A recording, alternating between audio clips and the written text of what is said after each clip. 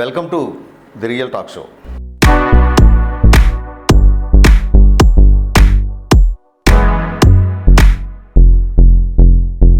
ఆరడుగుల ఆజానుభావుడు. ఆయన ఆదరిస్తాడు, ప్రేమిస్తాడు, అవసరమైతే శాసిస్తాడు. ఆయన మరెవరో కాదు, పద్మనాభం మండలం మాజీ ఎంపీపీ గోపిరాజు గారు. గోపాలకృష్ణమూర్తిరాజు గారుగా అందరికీ పరిచయమైనప్పటికీ గోపి బాబుగానే అందరికీ సుపరిచితుడు. ఆయనతో ఈరోజు మనం మాట్లాడి మరిన్ని విషయాలు తెలుసుకునే ప్రయత్నం చేద్దాం. నమస్తే రాజు గారు. నమస్తే శ్రీనివాస్ గారు. ఎలా ఉన్నారు సార్? చాలా బాగున్నాను సార్. ముందుగా ఈ సాక్ష్యం టీవీ ప్రేక్షకులకు మీకు నా ఉదయపూర్వక నమస్కారాలు తెలియజేస్తున్నాను. సార్, మీరు మా ప్రశ్నలన్నీ సూటిగా ఉంటాయి. అంటే దీని పేరు ఏమంటారు? The real talk show. The real talk show. Real talk sir, అదే రియల్ టాక్స్. నాకు ఎందుకంటే చాలామంది నేను చూస్తున్నాను, బయట ఒక మాట, లోపల ఒక మాట. ఇవాళ మీ సాక్ష్యం టీవీ వారికి నేను చెప్పే ప్రతి మాట నేను కట్టుబడే ఉంటాను. ఏ చర్చా వేదిక మీద సిద్ధపడి ఉంటాను. మీరు నిర్భయంగా ప్రశ్నలు అడగండి, నేను నిర్భయంగా సమాధానం చెప్తాను. అసలు నాకు తెలిసి మీ ఫ్యామిలీ అసలు రాజకీయ ఫ్యామిలీ కాదు, రాజకీయ కుటుంబం నుంచి వచ్చారని నేను అనుకోవట్లేదు. అది నిజమా కాదు? 100% అది నిజం అండి. 2000 వరకు రాజకీయం ఎలా కూడా నాకు తెలియవు. 2000లో అక్కడున్న మా గ్రామ పరిస్థితులను బట్టి అక్కడున్న మమ్మల్ని కూడా ఆ రోజు కాంగ్రెస్ పార్టీకి ఓటేసామనే ఉద్దేశంతో పూర్వం మా తండ్రి గారిని కానీ కొంతమందిని కానీ ఒక 7-8 కుటుంబాలని సాంఘిక బహిష్కరణ చేశాయి. అది మనసులో పెట్టుకొని చాలా బాధపడిన సందర్భం అయితే ఉంది. తెలుగుదేశం పార్టీ 83లో పుట్టిన దగ్గర నుంచి కూడా 2000 వరకు సింగిల్ వార్డు మెంబర్ కూడా కాంగ్రెస్ పార్టీ తరఫున పోటీ లేదండి మా విలేజ్లో. మా కుటుంబ సభ్యులు కొంతమంది పెద్దల తాలూకా అమలుతో కొన్ని తప్పుడు కార్యక్రమాలు చేస్తూ కూడా రాజకీయం పబ్బం గడుపుకుంటున్నారు. అది తప్పు అని వాళ్ళని ఎదిరించాలి, వాళ్ళకి సమాధానం చెప్పాలనే ఉద్దేశంతో నేను రాజకీయాల్లో రావడం జరిగింది. దానికి కూడా అంతకుముందు కూడా కొన్ని ఇన్సిడెంట్స్ కూడా జరిగాయి. మా తాతగారు జమవలసి మా అమ్మగారు తండ్రి గారు గాంధీ గారితో పాటు ఆ రోజు కొన్నాళ్ళు జైల్లో ఉన్నారు, ఫ్రీడమ్ ఫైటరు. ఆయన తాలూకా భావాలు వచ్చాయని చెప్పి జొనవలసి మా తాతగారిది, ఆయన తాలూకా భావాలు వచ్చాయని అనుకుంటున్నాను.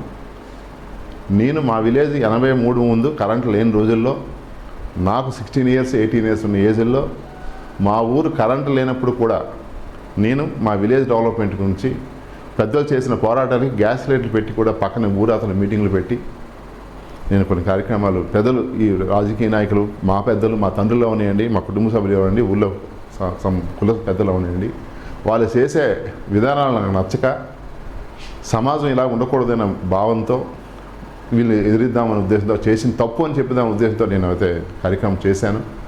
ఆ రోజు సంఘం అనేది పెట్టుకుంటే ఆ సంఘాన్ని కూడా ముందుకు తీసుకెళ్ళకంటే ఆ గ్రామ పెద్దలు అందరూ కూడా, మా పెద్దలు, మా తండ్రి గారు కలిపి అందరూ నన్ను అడ్డుకోవడం జరిగింది.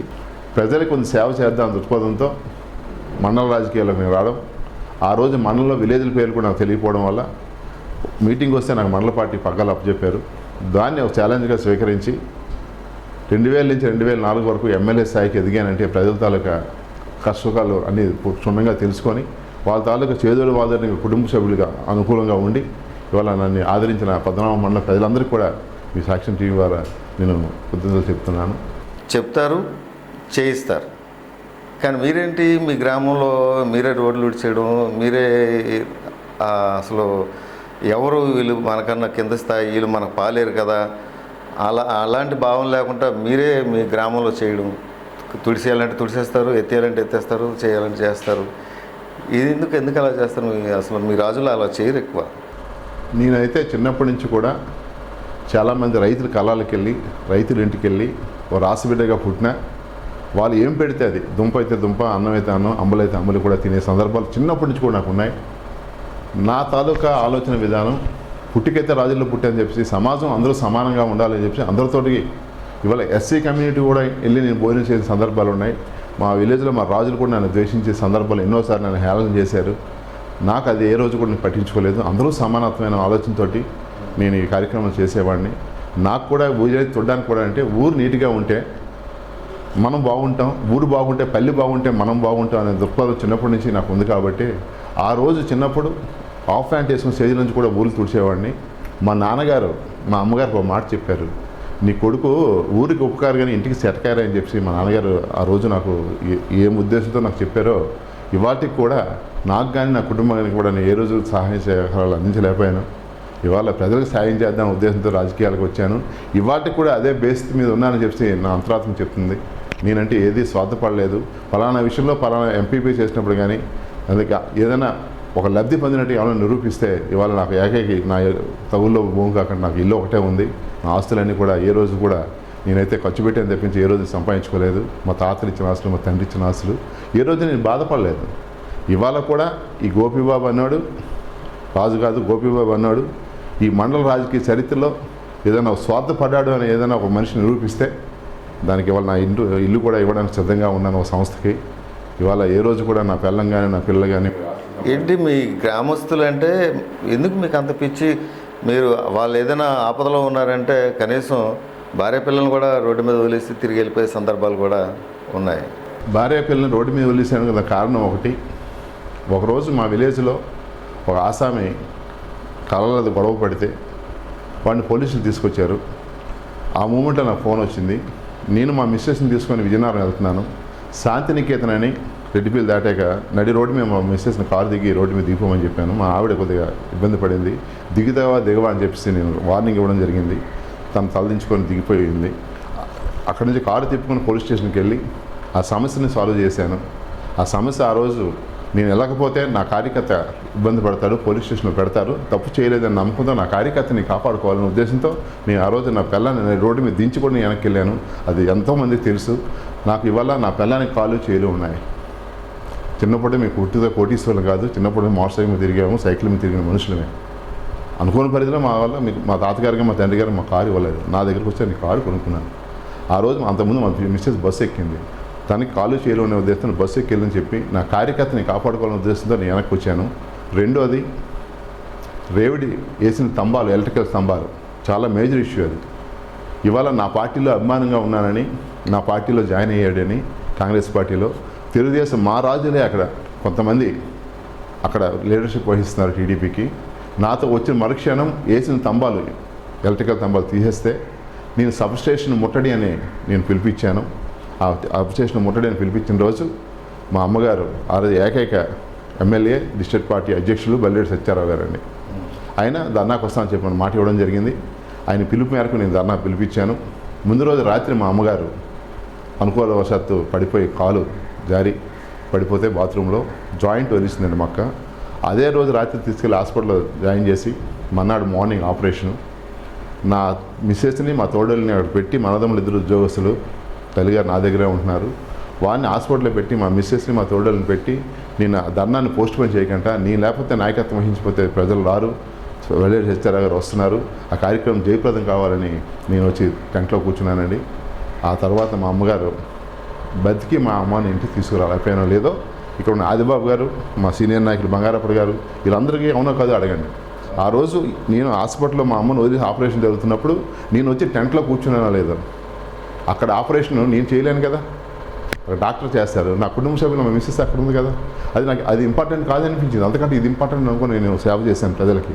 ఇక్కడ నేను ఆల్రెడీ ఒక సబ్స్టేషన్ ముట్టడి వేసిన స్తంభాలు ఎప్పుడైతే తీస్తారో ఆ స్తంభాలు, ఆ లైన్ కరెంట్ వేసిన స్తంభాలు తీసినప్పుడు వాళ్ళు సాయం చేయాలనే ఉద్దేశంతో నేను అంత స్ఫూర్తితో పోరాడుతుంటే ఆ పిలుపుకి బల్లేడు సత్యారావు వస్తున్నప్పుడు ఓ నాయకత్వ లక్షణాలు నేను పోతాయని, నేనే నాయకుని కాబట్టి నేను ముందు ఉండాలనే ఉద్దేశంతో ఆ రోజు కుటుంబాన్ని కూడా పక్కన పెట్టి ఆ రోజు ధర్నా కార్యక్రమం చేశానని చెప్పి నేను సగర్వంగా చెప్పుకుంటున్నాను. శ్రీనివాస్ గారు, మీకు వాళ్ళు చెప్తున్నాను, మా అమ్మతో చెప్పారట, నీ కొడుకు ఊరికి ఉపకారే ఇంటికి సెటకారే అని. అది ఎందుకన్నారో నాకు ఇవాళ తెలియదు. మా అమ్మ నాకు చెప్పేది తర్వాత, అయ్యో అది నిజమే కావాలా, ఇవాళ మనం ఎంత సంపాదించినా మన వెనకాతలు ఏం రాదు శ్రీనివాస్ గారు. మనం చేసే మంచి పనులు వస్తాయి, మనం చేసే చెడు వస్తుంది. బైబిల్లో ఒక వాక్యం ఉంటుందండి, కుడి చేతితో ఇచ్చేటప్పుడు ఎడం చేతికి కూడా తెలియకుండా దానం చేయని ఒక వాక్యం ఉంటుంది. అది చాలా కష్టం ఉంటుంది, కానీ అది మీలో చూశాను. ఎవరైనా అడిగితే ఇలా తీసి వెళ్ళిపో అంటారు. అంటే మీరు ఎంత ఇస్తున్నారో అందులోంచి ఎంత వస్తుందో మీకు కూడా తెలియదు. ఒకసారి మీ దగ్గర మీ కారులో ఒక వ్యక్తికి ఇవ్వడం నేను చూశాను. అది భర్త చిన్నప్పటి నుంచి నాకు వచ్చిందండి. నాతో పాటు 10 మంది ఎంతమంది ఉంటే అంతమందికి నేను ఏది తింటే అది పెట్టడం నాకు అలవాటు. నా ఇంట్లో క్యారేజీ అయినా ఒక ఐస్ క్రీమ్ తిన్నా, ఒక చాక్లెట్ తిన్నా. అలాగే రాజకీయాలకు వచ్చిన తర్వాత కూడా పక్కోడు మంచి కొడుతున్నాడో కష్టాన్ని కొడుతున్నాడో సుఖాన్ని కొడుతున్నాడో కూడా తెలియకంట వాడు అడిగాడు మన దగ్గర ఉన్నాయి కదా. కొన్ని సందర్భాలు అది లేకంటే పక్క మిత్రుడి జోబులో డబ్బులు కూర్చొని ఇచ్చిన సందర్భాలు కోకోళ్ళు. ఎందుకు ఇస్తున్నాను నాకే తెలియదు. ₹1 ఇవాళ ₹10 జోబులో పెట్టుకున్నా, ₹100 పెట్టుకున్నా, 50,000 పెట్టుకున్నా తిరిగి సాయంకాలకి ₹1 కూడా ఇంటికి వెళ్ళండి. అందువల్ల నాకు ఆ రోజు మా ఇంట్లో అయితే నేను ఏది కూడా ఇలా చేశానని ఇంటికైతే కొన్ని తెలుసు కానీ చాలా విషయాలు తెలియవు. అది ఎడం చేత కుడి చేత చేసిన ఎడం చేత తెలియదు ఏదైతే మీరు మాట అంటున్నారో ఆ మాట మా ఇంట్లో వాళ్ళకి తెలియదు. మండలంలో ఉన్న ప్రజలందరికీ తెలుసు. గోబ్బాబు ఏదంటే కష్టంలో ఉంటే ఆదుకుంటాడు. ఇంట్లో అయితే పబ్లిక్ తెలుస్తుంది ఏదైనా గోబ్బాబు సాయం చేస్తాడని. ఇవాళ కూడా నా రాజకీయ చరిత్రలో నా ఆయిల్, నా కారు, నా భోజనం, నా మోటార్ సైకిల్ పెట్టి చేశాను తప్పించి ఏ ఒక్క ఆయిల్ కానీ ఒకటి భోజనం కానీ చేసిన పాపాన్ని నేను పోలేదు. నన్ను నమ్మిన వచ్చిన మనిషికి అవకాశం మేరకు వాడికి పనిచేయడానికి నేను సిద్ధపడి ఉన్నాను తప్పించి ఇంకా సాయం అంటారా, గుళ్ళు కావనివ్వండి, గోపురాలు కావనివ్వండి, పెళ్ళిళ్ళు కావనివ్వండి, కథకాలీలు కావనివ్వండి. ఫర్ ఎగ్జాంపుల్ మీకు చెప్తాను. ఎరకల సత్యం అని చిన్నాపురం ఒక ఆయన ఉన్నాడు. నాకంటా ముందు నుంచి కాంగ్రెస్ పార్టీ జెండా మోసి ఉన్నాడు. ఆయన ఓ రోజు ఫంక్షన్ పెట్టుకొని రాజుగారు మా ఇంటికి మీరు భోజనానికి వస్తారా అని అడిగితే ఎందుకని అలా అడుగుతున్నామంటే మీరు వస్తే కానీ మండలం అంతా రారండి, మీరు వస్తే మొత్తం మీరు ఒకరు వస్తే మండలం అంతా వెనకాల వస్తారు, నేను వాళ్ళందరికీ భోజనం పెడదామని కోరుకుంటున్నాను అని అంటే నీ ఆర్థిక స్వామి తక్కువ ఉంది సత్యం, నువ్వు మండలం అందరినీ పిలుస్తున్నావు కదా, అయితే నా వంతు 2 గొర్రెపోతులు వంట మనిషిని కొన్ని సామాన్లు పంపిస్తాను, నువ్వు ఆర్థికంగా నువ్వు ఇబ్బంది పడకూడదు, మీ అందరూ కొంచెం ఇంపార్టెంట్ మండలంలో ఉన్న నాయకులందరూ నీ ఇంటికి భోజనానికి వస్తాం, నువ్వు ఏర్పాటు చేసుకొని చెప్పడం జరిగింది. ఇవాళ కూడా చిన్నాపురం జంక్షన్లో ఇవాళ మండల నాయకులు కూడా అడగండి, అక్కడికి వెళ్ళి అందరూ కూడా ఆప్యాయంగా భోజనం చేసి వచ్చాము. ఇవాళ కూడా నేను చెప్పుకునే కారణంగా ఎందుకంటే ఒక కార్యకర్త ఆర్థికంగా నా వల్ల ఇబ్బంది పడకూడదు, వాడుకున్న ఆర్థిక స్తోమత వల్ల ఆడు మళ్ళీ ఇంకా కిందకి పోకూడదు ఉద్దేశంతో వాడికి ఏదో నాకు అవకాశం మేరకు చేయూతిద్దామని ఆలోచనతో గత 2000 నుంచి ఇవాటి వరకు ఈ కార్యక్రమం నా వరకు ఏదో చేయూతి ఇస్తూనే వెళ్తున్నాను. తప్పనిసరిగా మీరు అన్ని మాట అయితే ఎన్నో కార్యక్రమాలు చేశానో లేదో ప్రజలకు తెలుసు. ఇలాగ టీవీ ముందు చెప్పుకొని చెప్పడానికి ఇది భయం కాదేమో కానీ చాలా కార్యక్రమాలు, సేవా కార్యక్రమాలు చేశాను. ఇంకా మీరు చెప్పవలసి మీరు అడిగిన దానికి ఇంకా మీరు ఏమైనా మిస్ అయితే మటుకు ఎడిట్ చేశాను చెప్పడానికి కూడా.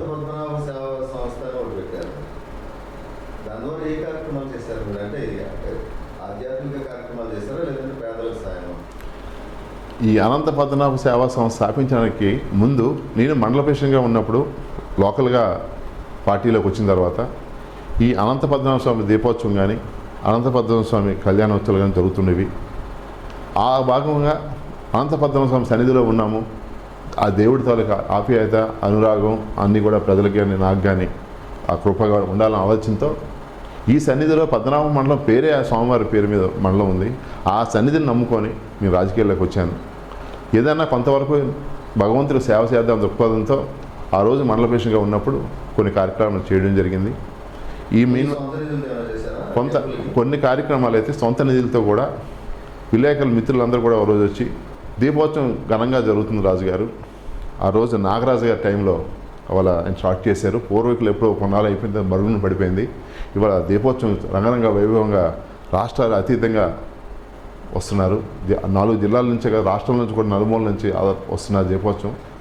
తక్కువ టైంలో ప్రచారం చాలా ఉధృతం జరిగిపోయింది కాబట్టి కళ్యాణోత్సవం మీరు చేస్తే బాగుంటుందని చెప్పి నాకు మిత్రులందరూ నన్ను ఆహ్వానించడం జరిగింది. ఆ ఆహ్వానాన్ని నేను స్వీకరించి ఆ కళ్యాణోత్సవానికి అంతకుముందు ఏదో నామకాక చేసేవారట, దానికి ఒక రూపకల్పనకి అన్నది నేను మాకు ఉన్న సాంప్రదాయాలు, దైవతాలకు అభిమానం మీద దేవుడి తాలూకు సాంప్రదాయాల ప్రకారంగా అది విలేకరులు నాకు ఏదైతే అప్పచెప్పారో 3 సంవత్సరాలు నేను చేస్తానని చెప్పి మాట ఇవ్వడం జరిగింది. ఈ 3 సంవత్సరాలు కూడా మయాన్ని 1 సంవత్సరం చేసిన 2వ సంవత్సరానికి కూడా నాకు అప్పుడే ఆటంకం స్టార్ట్ చేశారు. ఇక్కడ ఏ రోజు కూడా కాంగ్రెస్ కండువా కానీ నేను కాంగ్రెస్ పార్టీలో ఉన్నప్పుడు ఆ జెండా కానీ ఏ రోజు ఇక్కడ పెట్టలేదు. రెండోసారి వచ్చేసరికేమో కండువాలు కూడా టీడీపీ కండువాలు కూడా నాకు కనిపిస్తే బాధ అనిపించింది. అంటే దేవుణ్ణి కూడా రాజకీయం చేసే తత్వంలోకి మనం దిగజారిపోయామా అంటే ఒకళ్ళు విమర్శన కాదు దైవం ఇది. దైవ కార్యక్రమం చేయాలి, రాజకీయంగా చేయాలి, ఫ్యామిలీ వ్యవహారాలు చేయాలి. ప్రతిదీ రాజకీయంగా ముడిపెట్టి చేయడం వల్ల నేను కొద్దిగా ఇబ్బంది పడి నేను అయితే 2-3 సార్లు అయితే చేయడం జరిగింది. తర్వాత ఆటోమేటిక్గా మిగతా మండల ప్రెసిడెంట్ అయ్యారు. వాళ్ళ అధ్యయనంలో కార్యక్రమాలు జరుగుతున్నాయనే ఉద్దేశంతో నాకు ఏదైనా కలిగితే తులమ పొలం ఇవ్వడం, లేదంటే నా మట్టుకు నేను ఉండడం చేస్తున్నాను తప్పించి.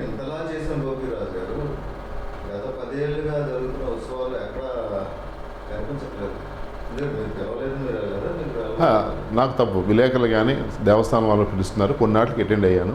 కొన్నాటికి ఆ రోజు నేను ప్రజాప్రతినిధిగా ఉన్నాను కాబట్టి అక్కడ లోకల్ సర్పంచ్ లోకల్ ఎంపీపీ కూడా బాధ్యతలు ఆ రోజు నేను తీసుకున్నాను కాబట్టి వాళ్ళు అలా నిర్వహిస్తున్నారు.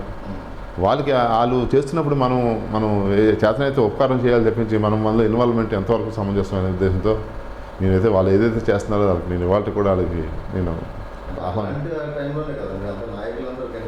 ఇవాళ అది కనిపించినా కూడా కొన్నాళ్ళు నేను రాజకీయంగా దూరంగా ఉండి వ్యాపారానికి ఖమ్మం వెళ్ళిపోవడం లోపం ఉంది. తర్వాత రెండోది కూడా మనం వస్తే కొంతమందికి కొద్ది ఇబ్బందులు ఉంటాయనే రకరకాల ఆలోచనలు కూడా దేవి కార్యక్రమం రాజకీయాలు ఉపయోగించుకోవడం బాగలేదు. మనం వస్తే వాళ్ళకి కొందరికి ఇబ్బంది కలుగుతుందేమో ఆలోచనలు కొందరు చెప్పడం, మనం అందరూ సమానత్వం చూడడం, వాళ్ళకి అనవసరంగా మా పిల్లలే వాళ్ళు దేవి కార్యక్రమం వాళ్ళు కూడా చేస్తున్నారు, వాళ్ళని ప్రోత్సహించాలి. వాళ్ళు దేవుడి గురించి సన్నిధిలో వాళ్ళు ఉన్నారు పద్మనాభ మండలంలో, వాళ్ళు చేస్తున్నప్పుడు వాళ్ళు చేయండి, మనకు కలిగింది మనం చేద్దాం, వాళ్ళు కలిగింది వాళ్ళు చేద్దాం అనుకున్నాం. ఇవాళ నేను ఆర్చి కడదామని చెప్పి శంకుస్థాపన ఆల్రెడీ పూజ చేశాను, భూమి పూజ. అక్కడ ఘాట్ రోడ్డు వెళ్తున్నప్పుడు అనంత పద్మనాభ స్వామిలోని ఈ సంస్థ పెట్టుకున్న తర్వాత బ్లడ్ డొనేషన్ క్యాంపులు కూడా చాలా అనంత పద్మనాభ సంస్థ ద్వారా బ్లడ్ డొనేషన్ క్యాంపులు కూడా పెట్టాను. ఇవాళ దీపోత్సవంలో గతంలో కూడా పాల్గొన్నాను, ఇవాళ కళ్యాణోత్సవంలో పాల్గొన్నాను. ఏదో నాకు వీళ్ళని పెట్టే అవకాశం మేరకు నా సొంత నిధులతో తప్పించి ఏ ఒక్కరిని కూడా రూపాయి ఆశించకుండా నా సొంత నిధులతో కొన్ని కార్యక్రమాలు చేయడం జరిగింది. ఇవాళ కూడా ఘాట్ రోడ్లో జంగుసాప ఆల్రెడీ రోడ్ ఫార్మేషన్ అవుతుంది. కొందరు ఇష్టం లేకో అధికారులను ఒత్తిడి తెచ్చి అనవసరంగా ఇబ్బంది పడదు ఆ పరిస్థితి ఎందుకు అనేది ఉద్దేశంతో కొద్దిగా ఆగాను. ఇవాళ అవంతి గారు కూడా 100% ఆయన కూడా ఏదో చేస్తారని మంచి ఉద్దేశంతో నేను ఉన్నాను. దైవ కార్యక్రమం కాబట్టి ఆయన దైవభక్తుడు. నాకు కలిగింది నేను చేస్తాను, ఆయన కలిగింది ఆయన చేయమని నేను కూడా అనుకుంటున్నాను. అదే తప్పించి అనంతభద్రం సేవా సంస్థ వారు ఎప్పుడు కూడా ప్రజలకు అందుబాటులో ఉండడానికే ఈ సంస్థ దేవుడు చేయడానికే కలిగింది చేయడానికే నేను సిద్ధంగా ఉన్నానని చెప్పి మీ టీవీ ద్వారా చెప్తున్నాను. 2000 నుంచి 2014 వరకు కాంగ్రెస్ పార్టీలో కీలకమైన బాధ్యతలు మీరు పోషించడంతో పాటు ఒక గొప్ప నాయకుడిగా అందరి మధ్య కనిపించారు. 2014 నుంచి మళ్ళీ వైఎస్ఆర్ కాంగ్రెస్ పార్టీ ఎప్పుడైతే ఆవిర్భావం జరిగిందో కాంగ్రెస్ పార్టీ నుంచి మీరు వైసీపీలోకి వెళ్ళారు. కాంగ్రెస్ నుంచి మీరు వైసీపీలోకి వెళ్ళిన దగ్గర నుంచి మీరు సైలెంట్గానే ఉన్నారు, ఎక్కడ యాక్టివ్ కొద్ది రోజులు మాత్రమే మీరు యాక్టివ్గా కనిపించారు, మ్యాక్సిమం సైలెంట్గా ఉన్నారు. ఆ సైలెంట్లో మళ్ళీ వైలెంట్ కూడా ఉండేది. ఇప్పుడు మీరు టీడీపీలోకి వచ్చారు, టీడీపీలో కూడా యాక్టివ్గా ఉంటారా, లేదంటే సైలెంట్గా ఉంటారా, లేదంటే వైలెంట్గా ఉంటారా? అంటే 2000 నుంచి 2011 వరకు అయితే కాంగ్రెస్ పార్టీని పూర్తిగా భుజస్తంభాల మీద మోసి మండలంలో ఒక స్థానంలో ప్రజలు ప్రస్తుతం మండల నాయకులు అందరూ కూడా నాకు చేయూతి ఇచ్చారు. 2004లో ఎమ్మెల్యే టికెట్ అనేది వరాలరాజు గారికి ఇస్తారని చెప్పి ఉద్దేశంతో నేను ప్రయత్నం చేసిన. ఆయనకంటే నీ పేరు బాగుంది అని చెప్పి నన్ను ముందుకు కొంతమంది తెలియదు, అదృష్టమో దురదృష్టమో మాకు తెలియదు, కానీ మా ఇద్దరినీ కాదని కరి సీతారాం గారు టికెట్ ఇవ్వడం జరిగింది. ఆ రోజు మనస్ఫూర్తి కరి సీతారాం ఎవరో మండలం 3 మండలాలకు ఎవరికి తెలియదు. అయినా సరే పార్టీ అధిష్టాన నిర్ణయానికి మేము అందరూ కష్టపడి పనిచేసి కరి సీతారాంని గెలిపించడం జరిగింది. కరి సీతారామన్ గెలిచిన దగ్గర నుంచి కూడా ఆయన ఒక వర్గ రాజకీయాలు చేసాడేమో, అంతవరకు కాంగ్రెస్ పార్టీలో వర్గ రాజకీయాలు లేవు. గోపిబాబు ఏం చెప్తే అదే, మనలో రాజకీయాలు అందరూ డెసిషన్ తీసుకొని ఒక తాటిపై నడిపించేవాడిని. ఎమ్మెల్యే అయిన తర్వాత ఆయన ఎందుకో మరి నా మీద మంచి అభిప్రాయం ఉందో చెడు అభిప్రాయం ఉందో నేను చెప్పలేను. నన్ను కొన్ని పక్కన పెడదాం ఆలోచనకి కొంతమంది ఆయనకు చెప్పడం, ఆయన నన్ను కొంచెం పక్కన పెట్టడం, ఆ రోజు కొన్ని విషయాల్లో నేను పార్టీలో సస్పెండ్ కూడా చేసి నా సొసైటీ పరిధిలో కూడా కోఆపరేటివ్ సొసైటీలో ఆయన ఒక రోజు కర్రీ సన్యాసప్పుడని ఒక యాదవ కమ్యూనిటీ ఆయన ఉన్నాడు ఎంపీటీసీ మెంబర్గా. కర్రీ సీతారామ గారి కూడా కర్రీ, ఈయన చూస్తే కాపులు, ఆయన చూస్తే యాదవులు. ఒరే మీరు ఏదైనా పని ఉంది వస్తానని చెప్పి ఆయన సన్యాసాపుడు గారు డేవిడి వెంకటాపురం అయింది. నేను కర్రీ సీతారామ రాజుగారిని తీసుకొని వస్తాను అంటే, రాజుగారు ఎందుకు, నువ్వు డైరెక్ట్గా నా దగ్గర రావచ్చు కదా, ఇంకా రాజు ఎన్నాళ్ళు రాజులు ఇంకా తిరుగుతారని చెప్పి ఆయన చెప్పడం, ఆ ఆసాం వచ్చి నాకు చెప్పడం, ఆ రోజు నేను చాలా బాధపడ్డాను. అంటే ఇక్కడ కులాలు పేరు పెట్టి కూడా రాజకీయాలు చేస్తున్నారని చెప్పి, అంతవరకు ఏ రోజు కుల రాజకీయాలు మా మనలో నా వరకు ఎప్పుడు కనబడలేదు, అంతా ఒక తాటిపై నడిచాము. ఆయన వచ్చిన తర్వాత ఆయన ఏ ఉద్దేశంతో నాకు కాదని ఒక సందర్భంలో మండలంలో మీరే ఎమ్మెల్యే మీకే టికెట్ ఇవ్వాలి అనుకోని బదులు ఇవ్వలేదు, మీరు చెప్పిందే చేస్తానని చెప్పి మా ఇంటికి వచ్చి నన్ను ఆహ్వానించిన తర్వాత గెలిచిన దగ్గర నుంచి కూడా నన్ను పక్కన పెట్టి ఇవాళ మార్కెటింగ్ చైర్మన్ ఆయనకి నాకు గొడవ ఏంటి పొమ్మలు, చాలా మంచి మనిషి, చెప్పుడు మాటలు విని వాడేయరేమో అనుకుంటున్నాను. ఇవాళ కూడా ఆయన ఇవాళ మండలం ఉన్న ఎవరైతే క్రియాశీలంగా రాజకీయాలు చేస్తున్నారో వాళ్ళ మాటలు నమ్మి నన్ను పక్కన పెట్టి ఆదిబాబు గారికి ఏమో మార్కెటింగ్ చైర్మన్ ఇద్దామని చెప్పి ప్రపోజల్ పంపించారు. అది తెలుసుకున్న మిత్రుడు మధ్య సత్యం రాంబాబు ఎంపీపీ వాళ్ళ నాన్నగారు మధ్య సత్యం గారు, రాజుగారు ఇది మద్దతు బాగాలేదు పదని వెళ్ళి అడుగుదామని చెప్తే మండలంలో ఉన్న 90% గ్రామస్తులందరూ కూడా కరి సీతారామకి వెళ్ళి ఏమండి ఏంటి ఎంతవరకు సమంజసం అందరికీ తెలియకంటే ఎందుకు ఇచ్చారు అని చెప్పి ఆయన అడిగితే ఆయన కొద్దిగా సీరియస్ అయ్యి ఆనందపురం భీమునిపట్నం మండలం లేని వాళ్ళకి మీకు ఇది ఉందా, మీరు ఎందుకు మాకు తవ్వుకొచ్చారని చెప్పి నా మీద సీరియస్ అవ్వడం, ఇవాళ సీరియస్ అయ్యి కూడా నాకు మమ్మల్ని హేళన చేసి పంపించారు. బాధపడి మేము వెనక్కి వచ్చాము. నాకు ఇమ్మని కాదు, అక్కడ ఉన్న సీనియర్గా ఇవాళ మండలం శాసించి ఒక ఎమ్మెల్యే స్థాయికి ప్రజలను తీసుకెళ్ళిన మనిషికి నాకు చెప్పకుండా మండలంలో ఏ రోజు కూడా మండలంలో ఇవాళ ఆదిబాబు గారు అయితే ఉన్నారు కానీ ఏ రోజు మండల రాజకీయాలు ఏ రోజు కూడా పాల్గొన్నారు తెప్పించి ఒక కార్యక్రమం చేసిన పాపాన బాగోలేదు. ఆయన మండల కార్యక్రమాలు వచ్చి అటెండ్ అవ్వడమే తెప్పించి ఇవాళ సర్వస్వం మేమని చెప్పి మీ పార్టీ పనిచేస్తే మమ్మల్ని కాదని ఆయనకి ఇస్తున్నారు ఉద్దేశంతో ప్రజలందరూ చెప్తే అడిగితే ఆయన కొద్దిగా సీరియస్ అయ్యారు ఎమ్మెల్యే గారు. అక్కడి నుంచి ఆయనకి నాకు మనస్పర్ధలు స్టార్ట్ అయ్యాయి. వచ్చిన ఎమ్మెల్యే గారికి నాకు అక్కడి నుంచి స్టార్ట్ అయ్యాయి. తెలియని కోఆపరేటివ్ ఎలక్షన్ వస్తే కోఆపరేటివ్ ఎలక్షన్లో ఒక ప్యానల్ నేను పెట్టుకుంటే ఆ ప్యానల్ ఓడించడానికి ఎమ్మెల్యే గారు వరాలరాజు గారు ఇక్కడున్న మా మోయ గుమ్మడాపురం సీనియర్ నాయకులు నా మాట ఆలకించకంట ఇంటర్నల్గా కరి సీతారాములు సపోర్ట్ చేసి నా ప్యానల్ ఓడించిన ప్రయత్నం చేసి నా ప్యానల్తో ఓడించిన మనుషులు టీడీపీలో ఓట్లేసి వాళ్ళే వీళ్ళు కలిసిపోయి సొసైటీని చేజెక్కించుకోవాలని తపన పడితే ఆ రోజు నేను అది మంచి పద్ధతి కాదని నాకున్న గెలిచిన సొసైటీ మెంబర్ని టీడీపీలకు ఇవ్వడం జరిగింది. అదే రోజు నా పార్టీలో సస్పెండ్ కూడా చేశారు. ఓవరాల్గా చూస్తే అంటే మీకున్న మనోభావాలు కావచ్చు, సరైన గుర్తింపు ఇవ్వకపోవడం కావచ్చు, మీ మాటను దాటవేయడం కావచ్చు, ఇవన్నీ కలగలిపి మీరు సైలెంట్గా ఉన్నారంటారు. నేను సైలెంట్గా ఉన్నాను కారణం ఏంటంటే ఆ రోజు పోరాడి ఆ రోజు కరి సీతారామ గారు ఏదైతే నన్ను సస్పెండ్ చేశారో ఆ రోజు పోరాడి మండలంలో ఎంపీపీ జడ్పీసీ ఎలక్షన్లకి మనుషులు లేకంట నామినేషన్ వేయడానికి ఎంపీటీసీ మెంబర్లు జడ్పీసీకి ఎంపీపీకి లేకంట మండలం 50 మంది నాకు 1-2 గ్రామాలు తెప్పించి మోర్ దెన్ 90% ప్రజలు నాతో ఉన్నారు నాయకులు. నేను ఆ రోజు మళ్ళీ మండల ప్రెసిడెంట్ అయ్యాను. మండల ప్రెసిడెంట్ అయిన తర్వాత రెండోసారి టికెట్ మళ్ళీ ఆయనకి ఎమ్మెల్యే గారు ఆయన ట్రై చేసుకున్నారు.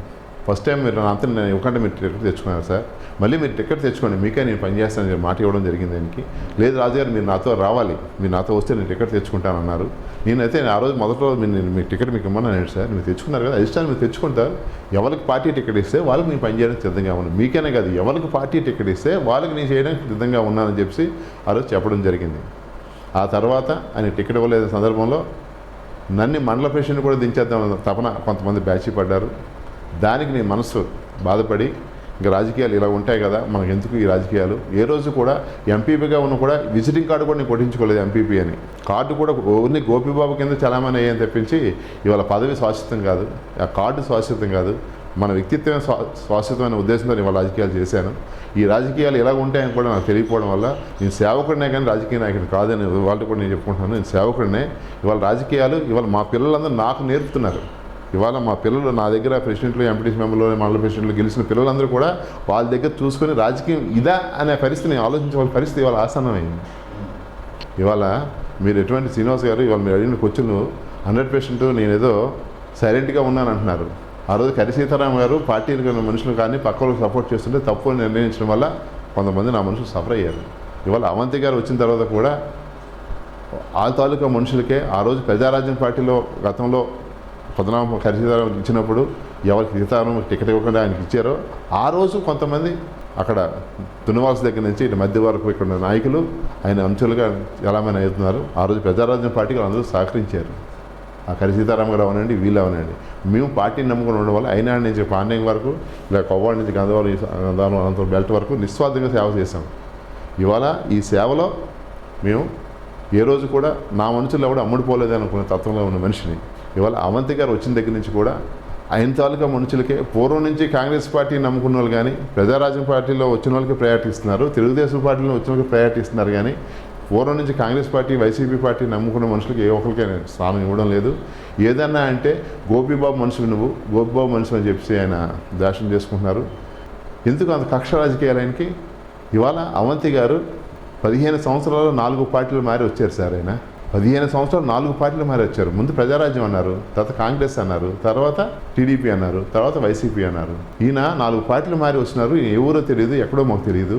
ఇవాళ ఆయన ఏ రోజు కూడా మేము తప్పు చేయలేదు. ఆయనకైనా ఆయన నిలిచిన ప్రతిసారి ఓటు ప్రజారాజ్యంలో నిలిచినప్పుడు మేము ఓటేయలేదు, కాంగ్రెస్ పార్టీకి ఓటేసుకున్నాం.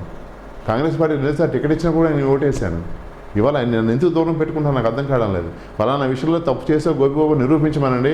ఇవాళ ఆయన కింద కాలు కింద దూరం కూడా సిద్ధంగా ఉన్నాను. లేనప్పుడు ఆయన వ్యక్తిగతంగా పెద్ద ఆయనకి నేను ఆయన విజ్ఞతగా నేను వదిలేస్తున్నాను వర్డింగ్. కొందరికి మీరు దూరంగా ఉంటారా, టీడీపీలో జాయిన్ అయ్యారు కదా. నేను రెండోసారి పార్టీలకి ఆ రోజు చేయలేని వెనక్కి వెళ్ళిపోయిన తర్వాత జగన్మోహన్ రెడ్డి గారు పద్మనాభ మండలం మెజార్టీ రావడం లేదు, గోపిబాబు వస్తే బాగుంటుందని చెప్పి సత్యబాబు గారు శివసేన చెప్తే వస్తాడని చెప్పేసి నన్ను ఆ రోజు ఆదేశాలు ఆయన ఇస్తే సుబ్బారెడ్డి గారు కానీ విజయసాయిరెడ్డి గారు కానీ అక్రమాన్ని విజయనిర్మల్ గారు అంతవరకు ఇన్ఛార్జ్ చేస్తున్నారు. పాదయాత్ర ఎండింగ్ రోజు నేను ఎక్కడో ఖమ్మంలో వ్యాపారం చేసుకుంటుండగా నన్ను పిలిపించి ఎవరి మాట గోపి ఆలకిస్తాడు అంటే మండలంలో అందరూ నన్ను పిలిచి నేను రాలేదు, ఒక సత్యబాబు గారి మాట ఆలకిస్తాడు, శివసేన మాట ఆలకిస్తాడు, ఇంకెవరి మాట ఆలకించడు అంటే వాళ్ళు నన్ను కౌరు పెట్టి మన పాదయాత్ర ఎండింగ్లో ఇచ్చాపురంలో జగన్మోహన్ రెడ్డి కండువా వేశారు. అదే రోజు నేను చెప్పాను నేను 10 సంవత్సరాలు క్రియాశీలంగా రాజకీయాల్లో ఉంటాను అని చెప్పి మాట ఇవ్వడం జరిగింది. ఇవాళ కూడా 10 సంవత్సరాలు మరొక 10 సంవత్సరాలు కూడా ఉంటానని మీకు మాట ఇస్తున్నాను. ఎందుకంటే ఇవాళ శ్రీనివాస్ గారు ఇవాళ ఇటువంటి పరిస్థితిలో కూడా నేను తెలుగుదేశం జన్మలో కూడా తెలుగుదేశం కండువా కప్పుకుంటాను ఊహించుకోలే. ఇవాళ అవంతి గారు. ఓకే, చిన్న బ్రేక్ తీసుకుందాం. చూస్తూనే ఉండండి సాక్ష్యం టీవీ.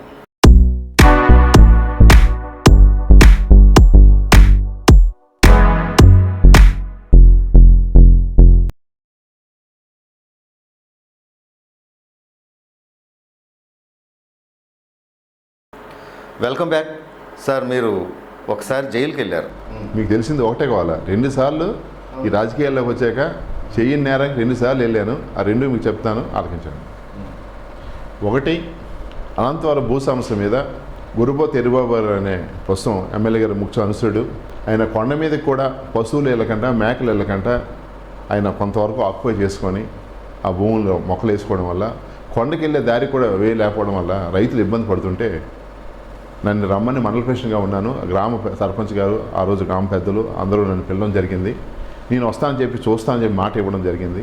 నేను వస్తున్నాన ఉద్దేశంతో నాకు తెలియకంట ముందే అక్కడ కొండకి వెళ్ళే దారిలో ఏదైతే మొక్కలు వేసాడో ఆ దారిలో మొక్కలు 4 మొక్కలు 3 మొక్కలు మా ఊళ్ళు తీయడం జరిగింది.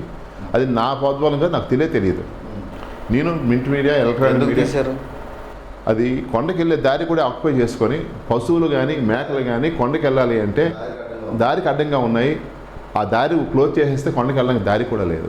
అది గవర్నమెంట్ రస్తా అది అతను ఆక్యుపై కొండపారం పోకు అతను ఆక్యుపై చేస్తున్నాడు. అతను ఆక్యుపై చేసుకుంటే ఆ ఆక్యుపేషన్ ఉన్నదని చెప్పేసి సరే చూద్దాం పదండి, రైతులు ఇబ్బంది పడుతున్నారంటే నేను వస్తాను పదని అని చెప్పి మాట ఇవ్వడం జరిగింది. నేను ఎప్పుడైతే వస్తున్నానో తెలుసా, నేను రాకముందే అక్కడ 4 మొక్కలు 3 మొక్కలు నరకడం అయితే వాస్తవం, నరికిస్తారు.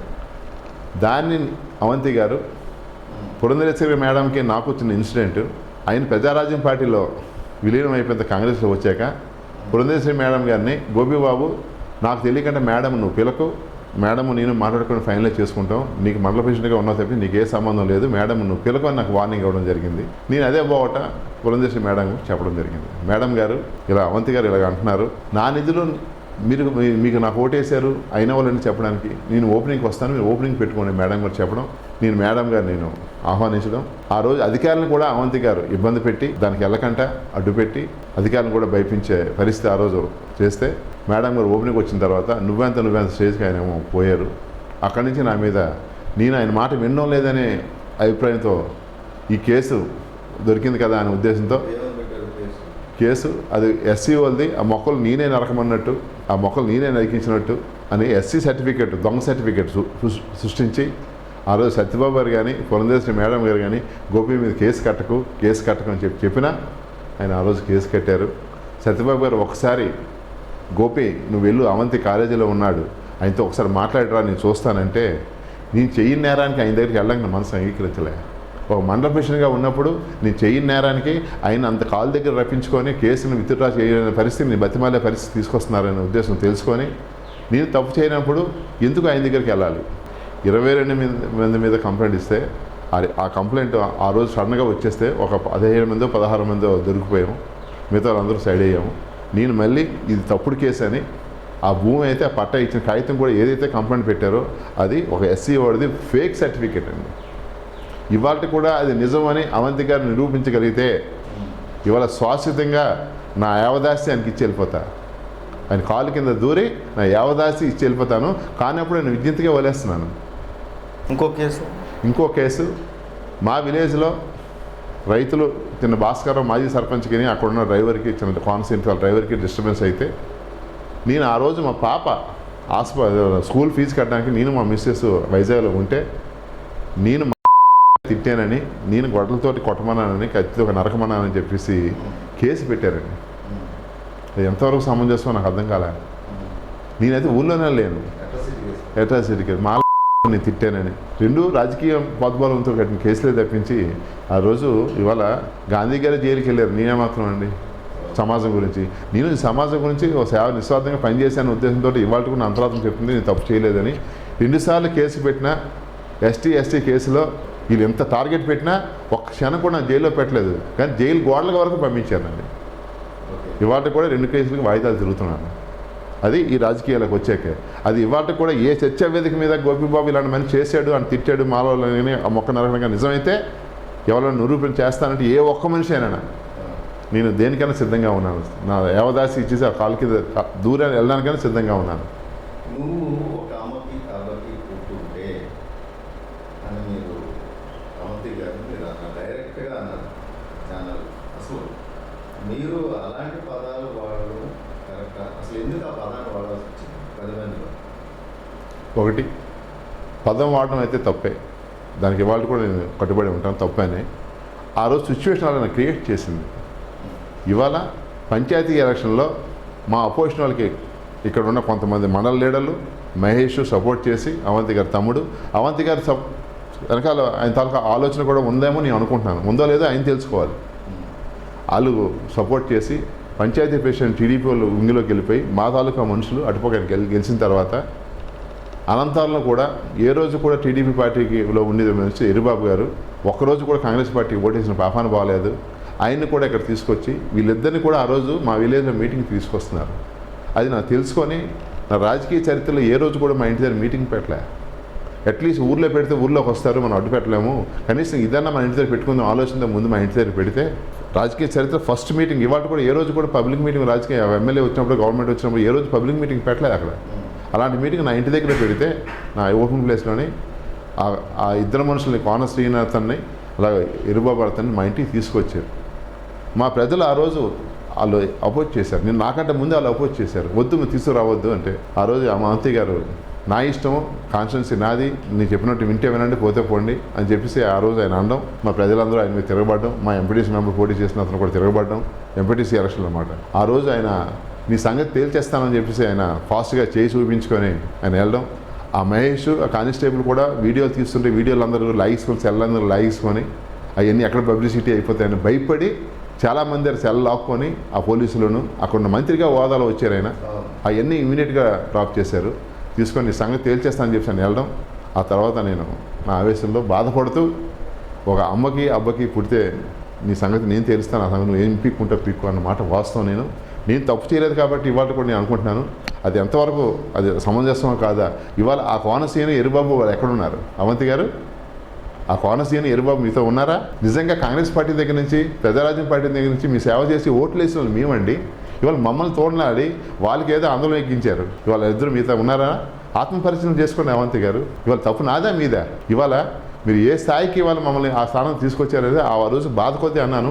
అది ఆ రోజు మంత్రిగా అన్నాను, తప్పది. ఒక మంత్రిని ఆ మాట అన్నాను తప్పే, కానీ ఆ రోజు నా బాధ, నా శోభ. ఊరిని మీరు కన్నారండి, మా ఊరు వచ్చి మా ఇంటికి వచ్చి నీ సంగతి తేల్చేసిన ఊరు నాదే అంటారా? అంటే కాన్స్టిట్యున్సీ ఎమ్మెల్యే కాన్స్టిట్యున్సీ అంతా మీదే అంటే దేనికి మీది? డెవలప్మెంట్లో మీరు తప్పించి మీరు చెప్పినట్టే మీ కాలు కిందే దూరి మీ కిందే పనిచేసి మీరు ఏ పార్టీకి వెళ్తే ఆ పార్టీకి వెళ్ళిపోవాలని పరిస్థితి తీసుకుని ఎంతవరకు సమంజసం అవంతి గారు? చెప్పండి, ఎంతవరకు సమంజసం? ఎందుకంటే మీరు 4 పార్టీలు ఈజీగా మారిపోతారు, మేము మారలేం కదా. అలాగా ఇక్కడ కాదు ఇంకో దగ్గర మీరు పోటీ చేయగలరు, మేము ఎక్కడ పోటీ చేయగలమండి? మీకు ఆర్థికంగా స్తోమత ఉంది, మాకు ఆర్థికంగా స్తోమత లేదు. మేము పోటీకి మీతో ఎప్పుడు పోటీ పడలేము. కానీ వ్యక్తిత్వం ఉంది కదా, మాకు వ్యక్తిత్వం కోల్పోలేం కదా. మీ డబ్బుకో మీ ధనానికో మీ వ్యక్తిత్వం కోల్పోలేం కదా. ఆ రోజు ఆ ఫ్లోలో ఆ మాట అన్నాను. దానికి ఇవాళ కూడా పత్రికాముఖంగా ఆ మంత్రిని ఆ మాట అనడం తప్పే. నా బాధ మీరు తీర్చగలరా? ఇవాళ నేను ఎక్కడ తప్పు చేశానా? ఏ చర్చా వేదిక మీరు రాగలరా? మీరు పెట్టిన కేసు నిజమే నిరూపించగలరా? దేనికి మీరు ఛాలెంజ్ చేస్తున్నాను చెప్పండి అవంతి గారు? దేనికైనా నేను సిద్ధం. ఇలా ఫలానా గోపీబాబు నేను తప్పు చేసావు అని నిరూపించగలరా? మండలంలో నాయకులు కానీ జిల్లా నాయకులు కానీ ఏదైనా బాబు ఒక తప్పు చేసి నిరూపిస్తే నేను ఆ కాలు కింద దూరి వెళ్ళడానికి సిద్ధంగా ఉన్నాను. మీ విద్యుత్గా వదిలేస్తున్నాను సార్. ఎన్ని తప్పుడు కేసులు పెట్టారు, ఎన్ని ఇబ్బందులు పెట్టారు మీరు. వాలంటరీ వ్యవస్థలో కూడా మా అక్కకుండా అపోజిషన్ ఇచ్చారండి. ఆ లెవెల్ మీకు పని చేస్తున్నారా? వాళ్ళు ఏ రోజున మా పార్టీకి ఓటేశారా? మీరు వేసిన మనుషులు మీ ఇంకా లేరు. మమ్మల్ని కూడా మీరు వదులుకున్నారు. ఏ దిగదార రాజకీయాలు చేసి పార్టీ ప్రెసిడెంట్ సస్పెండ్ చేస్తే వాళ్ళని ఏ విధంగా మీ జెండా పట్టుకోగలండి? ఇవాళ కళ్ళ నీళ్ళు చుక్కలు వస్తున్నాయి సార్. తెలుగుదేశం పార్టీ ఏ రోజు కప్పుకోలేదు జెండా. ఇవాళ సత్యబాబు గారు వచ్చిన తర్వాత కూడా విడిచిపోయానంటే మీ వల్లే. అది మీరు చేసిన అన్యాయానికి నేను మానసికంగా చచ్చిపోయి ఆ జెండా పట్టుకోకూడని ఉద్దేశంతో పార్టీని నమ్ముకున్న మనిషిని ఇవాళ వదిలేసి వెళ్ళిపోయానంటే దాని కారణం మీరా నేనా చెప్పాలి పత్రికాముఖంగా. మీరు ఎక్కడ చెప్పినా ఏ స్టేట్మెంట్ చెప్పినా నేను రావడానికి సిద్ధంగా ఉన్నాను. అవంతి గారు మీరు తప్పు చేసి నా మీద నింద వేయగలగా?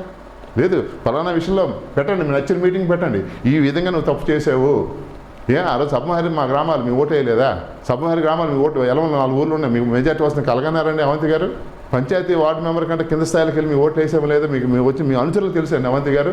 మీ కాలేజీ బృందం వచ్చిన మీరు ఏదైతే ఇన్ఛార్జీలు వేసారో మండలంలో టీం గ్రామాలంట వాళ్ళని అడగండి ఆ రోజు ఏ విధంగా నేను పనిచేశాను. ఇంత పని చేసినా కూడా నన్ను వదులుకొని నన్ను గ్రూప్ రాజకీయాల్లో మీరు చేశారా నేను చేశానా? ఎందుకు ఆ తెలుగుదేశం తీసుకొచ్చారు? ఇవాళ తెలుగుదేశం పడవ మేము అందరూ ఎక్కిస్తారండి. అలా మీ అంకాలు ఉన్నారండి.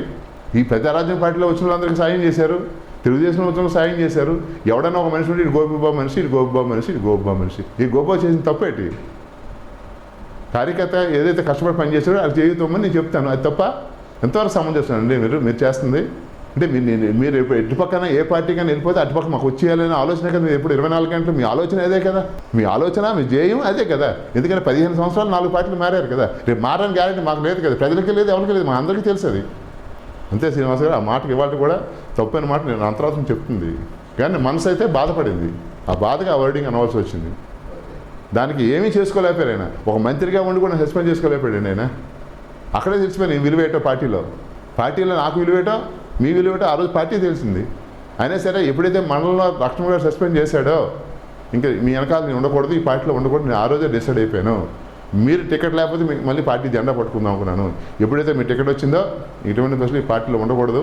సత్యబాబు గారు కాదు, ఈవెన్ మా ఆవిడ నిల్చున్నా, మా అన్నదమ్ముడు నిల్చున్నా, ఎవరు నిల్చున్నా కూడా అదే పార్టీలో ఉంటే నేను ఉండలేనండి. ఎందుకంటే ఆయనకు ఓటేమని నేను చెప్పలేను. మళ్ళీ ఓటేసి మాకోసారి కొట్టించడం సిద్ధంగా లేను. ఒకసారి జైలుకి పంపించాడు, మొన్న సస్పెండ్ చేశాడు. మూడోసారి ఇంకంతకన్నా నాకు అందరూ ఏం చేస్తాడు చేయని నేరానికి? లేదు, నేను ఈ తప్పు చేశాను, ఈ తప్పు వల్ల నీ వల్ల నీకు పార్టీకి కానీ మీకు కానీ మచ్చ జరిగిందని చెప్పండి, నేను రావడానికి సిద్ధంగా ఉన్నాను ఏ వేదిక మీద. గోపిరాజు గారు ఎక్కువగా భూబాధితులకు అండగా ఉంటారు, వారు చేసిన పోరాటానికి చేయూతిస్తారు. ఇప్పుడు కూడా ఆ భూబాధితుల తరఫున మీరు నిలబడతారా, పార్టీకి తలబడతారు? టీడీపీ ఏ రోజు కూడా ధర్మం ఎటుంటే అటే నిలబడతారు తప్పించి అక్కడ పార్టీ ఇంపార్టెంట్ కాదండి. అక్కడ సమాజం పట్ల ఆ వ్యక్తి పట్ల అన్యాయం జరిగిందంటే దానికే నేను ప్రయారిటీ ఇస్తాను. మా పార్టీ పెద్దల్ని కూడా టీడీపీ అధికారంలోకి వచ్చిందనుకోండి, ఆ బాధితులకి న్యాయం జరగలేదనుకోండి, మీరేం చేయాలనుకుంటారు? ఎలా ముందుకెళ్ళాలనుకుంటున్నారు? తప్పనిసరిగా మండలం ఏదైతే ప్రజాప్రతినిధులు ఉన్నారో వాళ్ళు స్వార్థానికి వచ్చారో, రాజకీయ సంపాదనకు వచ్చారో నాకైతే అర్థం కావడం లేదు. నేను మండల ప్రెసిడెంట్ చేశాను, వాళ్ళు చేశారు, గతంలో కూడా చేశారు. ఇవాళ ఒక రియల్ ఎస్టేట్ వ్యాపారం జరిగింది తప్పించి ఇక్కడ ఈ హౌసింగ్ పట్టాల దగ్గర మటుకి నాకైతే కంటికి క్లియర్గా అనర్హులకి పట్టాలు తీసుకున్నారు. వాళ్ళకి భూములు లేవు. వాళ్ళకు ప్రస్తుతం ఏంటంటే ప్రజాప్రతినిధుల తాలూకా ఫ్యామిలీ మెంబర్స్కి ఏ రోజు భూములు లేవు. అక్కడ వాళ్ళ పేరుని, వాళ్ళ కుటుంబ సభ్యుల పేరుని, గవర్నమెంట్ ఎంప్లాయీస్ పేరుని ఇవన్నీ వాళ్ళు తీసుకున్నారు. అదే నేను పోరాటం చేశాను. ఆ పోరాటానికి కొంతమంది సహకరించారు, కొంతమంది సహకరించలేదు. నాకు వ్యక్తిగతంగా ఆ ప్రజాప్రతినిధులకి ఇష్యూ ఏం కాదు, రైతులకు అన్యాయం అయింది. మనం ప్రజాప్రతినిధులుగా రైతుకి సాయం చేయడానికి వచ్చామా, సేవ చేయడానికి వచ్చామా, రైతులు దోచుకోవడానికి వచ్చామా? అందువల్ల రైతుకి అన్యాయం జరిగిన ఉద్దేశంతో నేను ఆ రోజు పోరాటం చేశాను. ఇవాళ కూడా ఏ పార్టీ వచ్చినా నా పోరాటం మటుకు రైతుల పక్షానే ఉంటుంది. ఇవాళ అది హోల్డ్లో పెట్టారు, అది ఆగదు. అదే అదృష్టవశాత్తు తెలుగుదేశం వచ్చిందనుకోండి, తప్పనిసరిగా గంట గారు నాకు సాయం చేస్తారని ఆలోచనతో నేను వెళ్తున్నాను. తెలుగుదేశం రాలేదనుకోండి, వైసీపీ వచ్చిందనుకోండి, నేను కోర్టు ద్వారానే దాన్ని పోరాటం చేసుకుని రైతుల పక్షాన్ని నేను నిలబడతాను తప్పించి పార్టీ ఇక్కడ ఇంపార్టెంట్. రైతుకి నష్టపోయాడు, రైతుకి మేలు జరగాలి. నేను విత్ ఇన్ ద పార్టీలో కూడా రైతు పక్కన నేను పోరాడాను. దానికి నా అధికారులు కొందరు సహకరించారు, కొందరు సహకరించలేకపోయారు. ఎందుకంటే అధికార పార్టీ ఎమ్మెల్యే కాబట్టి, మంత్రి కాబట్టి కొంత తలగవలసి వస్తుందేమో నా తలకు వ్యక్తిగత అభిప్రాయం. ఓళ్ళలో పెట్టవలసిన పని ఏమొచ్చింది? తప్పు చేసిన వాడికి ఇవాళ అనర్హులకి ఎలాగ పట్టాలు ఇచ్చారు, వాళ్ళ మీద యాక్షన్ ఏది? నీ కోర్టుకు వెళ్ళిపోతాను రేపు ఆల్రెడీ ఇంతవరకు ఎందుకు లేని చెప్పి గవర్నమెంట్ వస్తే చట్టరీత్యా గవర్నమెంట్ టీడీపీ గవర్నమెంట్ చేయించుకునే ఆలోచనతో ఉన్నాను. టీడీపీ గవర్నమెంట్ చేయలేదనుకోండి, వైసీపీ గవర్నమెంట్ చేయలేదనుకోండి, ఈ ఇష్యూ వాళ్ళ దృష్టిలో పెట్టారు. ఒకవేళ పార్టీ అధికారంలో నేను వస్తే చాలా మంది చేయాలి. పెట్టారు. గంటా గారి దృష్టిలో కూడా వెళ్ళింది. తప్పనిసరిగా ఏదైతే న్యాయం ఉందో న్యాయం చేస్తానని చెప్పి గంటా గారు నాకు మాట ఇవ్వడం జరిగింది. ఆ రైతులు కూడా మాట ఇవ్వడం జరిగింది. గంటా గారు అన్యాయం చేయడానికి అవంతి గారు కొమ్ము కాశారు సార్. దానికి వాటా బినామీ బేరం ఉందో లేదో నాకు తెలియదు. అంత కోట్ల కుంభకోణం సార్ అది. రైతు 10 ఎకరాలకు 12 లక్షలకి 15 లక్షలకి కొని కూడా లేదు. ఇవాళ 600, 500, 5,000, 6,000 గజాలకు అమ్ముకుంటున్నాడు అంటే ఎంతవరకు సమంజసం అండి? అంటే నువ్వు వ్యాపారానికి వచ్చావా, రాజకీయాల్లోకి సేవ చేయడానికి వచ్చావా? అక్కడ నరసాపురం, నేరాల వలస, ఆ 2 పంచాయతీల్లో, తునివలస పంచాయతీలోని, నేరాల వలస పంచాయతీలోని చాలా ల్యాండ్ పూలింగ్లో చాలా అవతరణలు జరిగాయండి. అవన్నీ కలిసి ఉండే మించు ఒక 60-70 ఎకరాల రైతులు చాలా ఇబ్బంది పడుతున్నారు.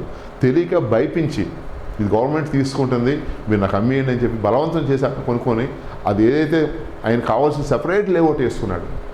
అది ఎంతవరకు సమంజసం? ఆ లేఅవుట్ అనేదే లాటరీ తీసి ఇవ్వాలి లబ్ధిదారులకి. నువ్వు పక్కగా నీవంతా నువ్వు ఒక లేఅవుట్ వేసుకొని ఆ లేఅవుట్లో మళ్ళీ స్థలాలు కేటాయించేది అంటే నువ్వు ఏ స్థానంలో కుంభకోణం చేసావయ్యా? అది ఆ అన్నదాంట్లో ఎవరెవరికి ఉన్నాయి? నీతో పాటు అవంతి గారికి ఉన్నాయి, అవంతి గారికి పక్కలకు ఉన్నాయా? జగమెరిగిన సత్యం సార్. లేఅవుట్ రోడ్డు పక్కన ఉన్న లేఅవుట్లో ఈ గిరిబాబుకి, ఈ ఎమ్మెల్యే గారి అనుచరులకి అక్కడే ఇవ్వాల్సిన కారణం ఏంటి? మిగతా వాళ్ళందరికీ కొండలో ఇవ్వాల్సిన కారణం ఏంటి? అక్కడ ఆ రైతులకు ఎందుకు ఇస్తున్నారు?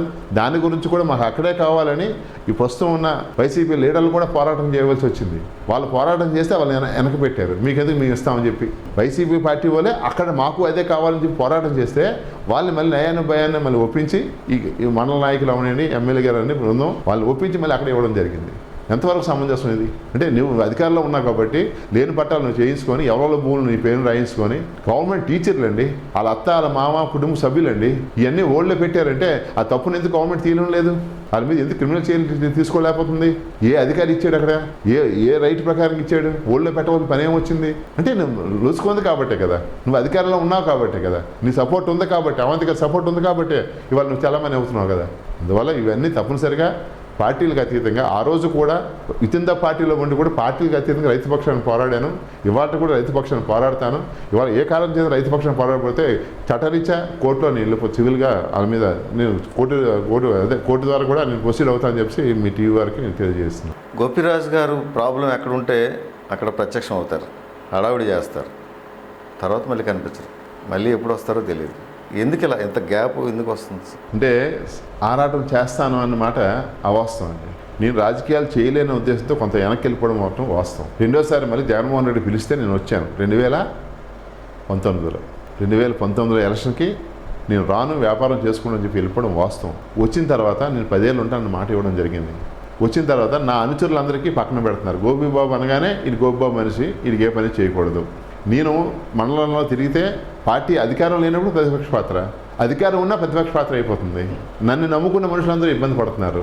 నేను వాళ్ళకి ఎదుగుదలకో వాళ్ళ రాజకీయంకో జనం నా పక్క ఉన్నారని వాళ్ళు నన్ను పక్కన పెడదాం ఆలోచన ఏదైతే గత 2 ఎమ్మెల్యేలు ప్రయత్నం చేశారో అది జగమెరిగిన సత్యం. ప్రజలకు అనుకోండి గోపిబాబు ఎక్కడ తప్పు చేశాడేమో అని. అంటే గోపిబాబు పక్క ఎవరు ఉండకూడదు.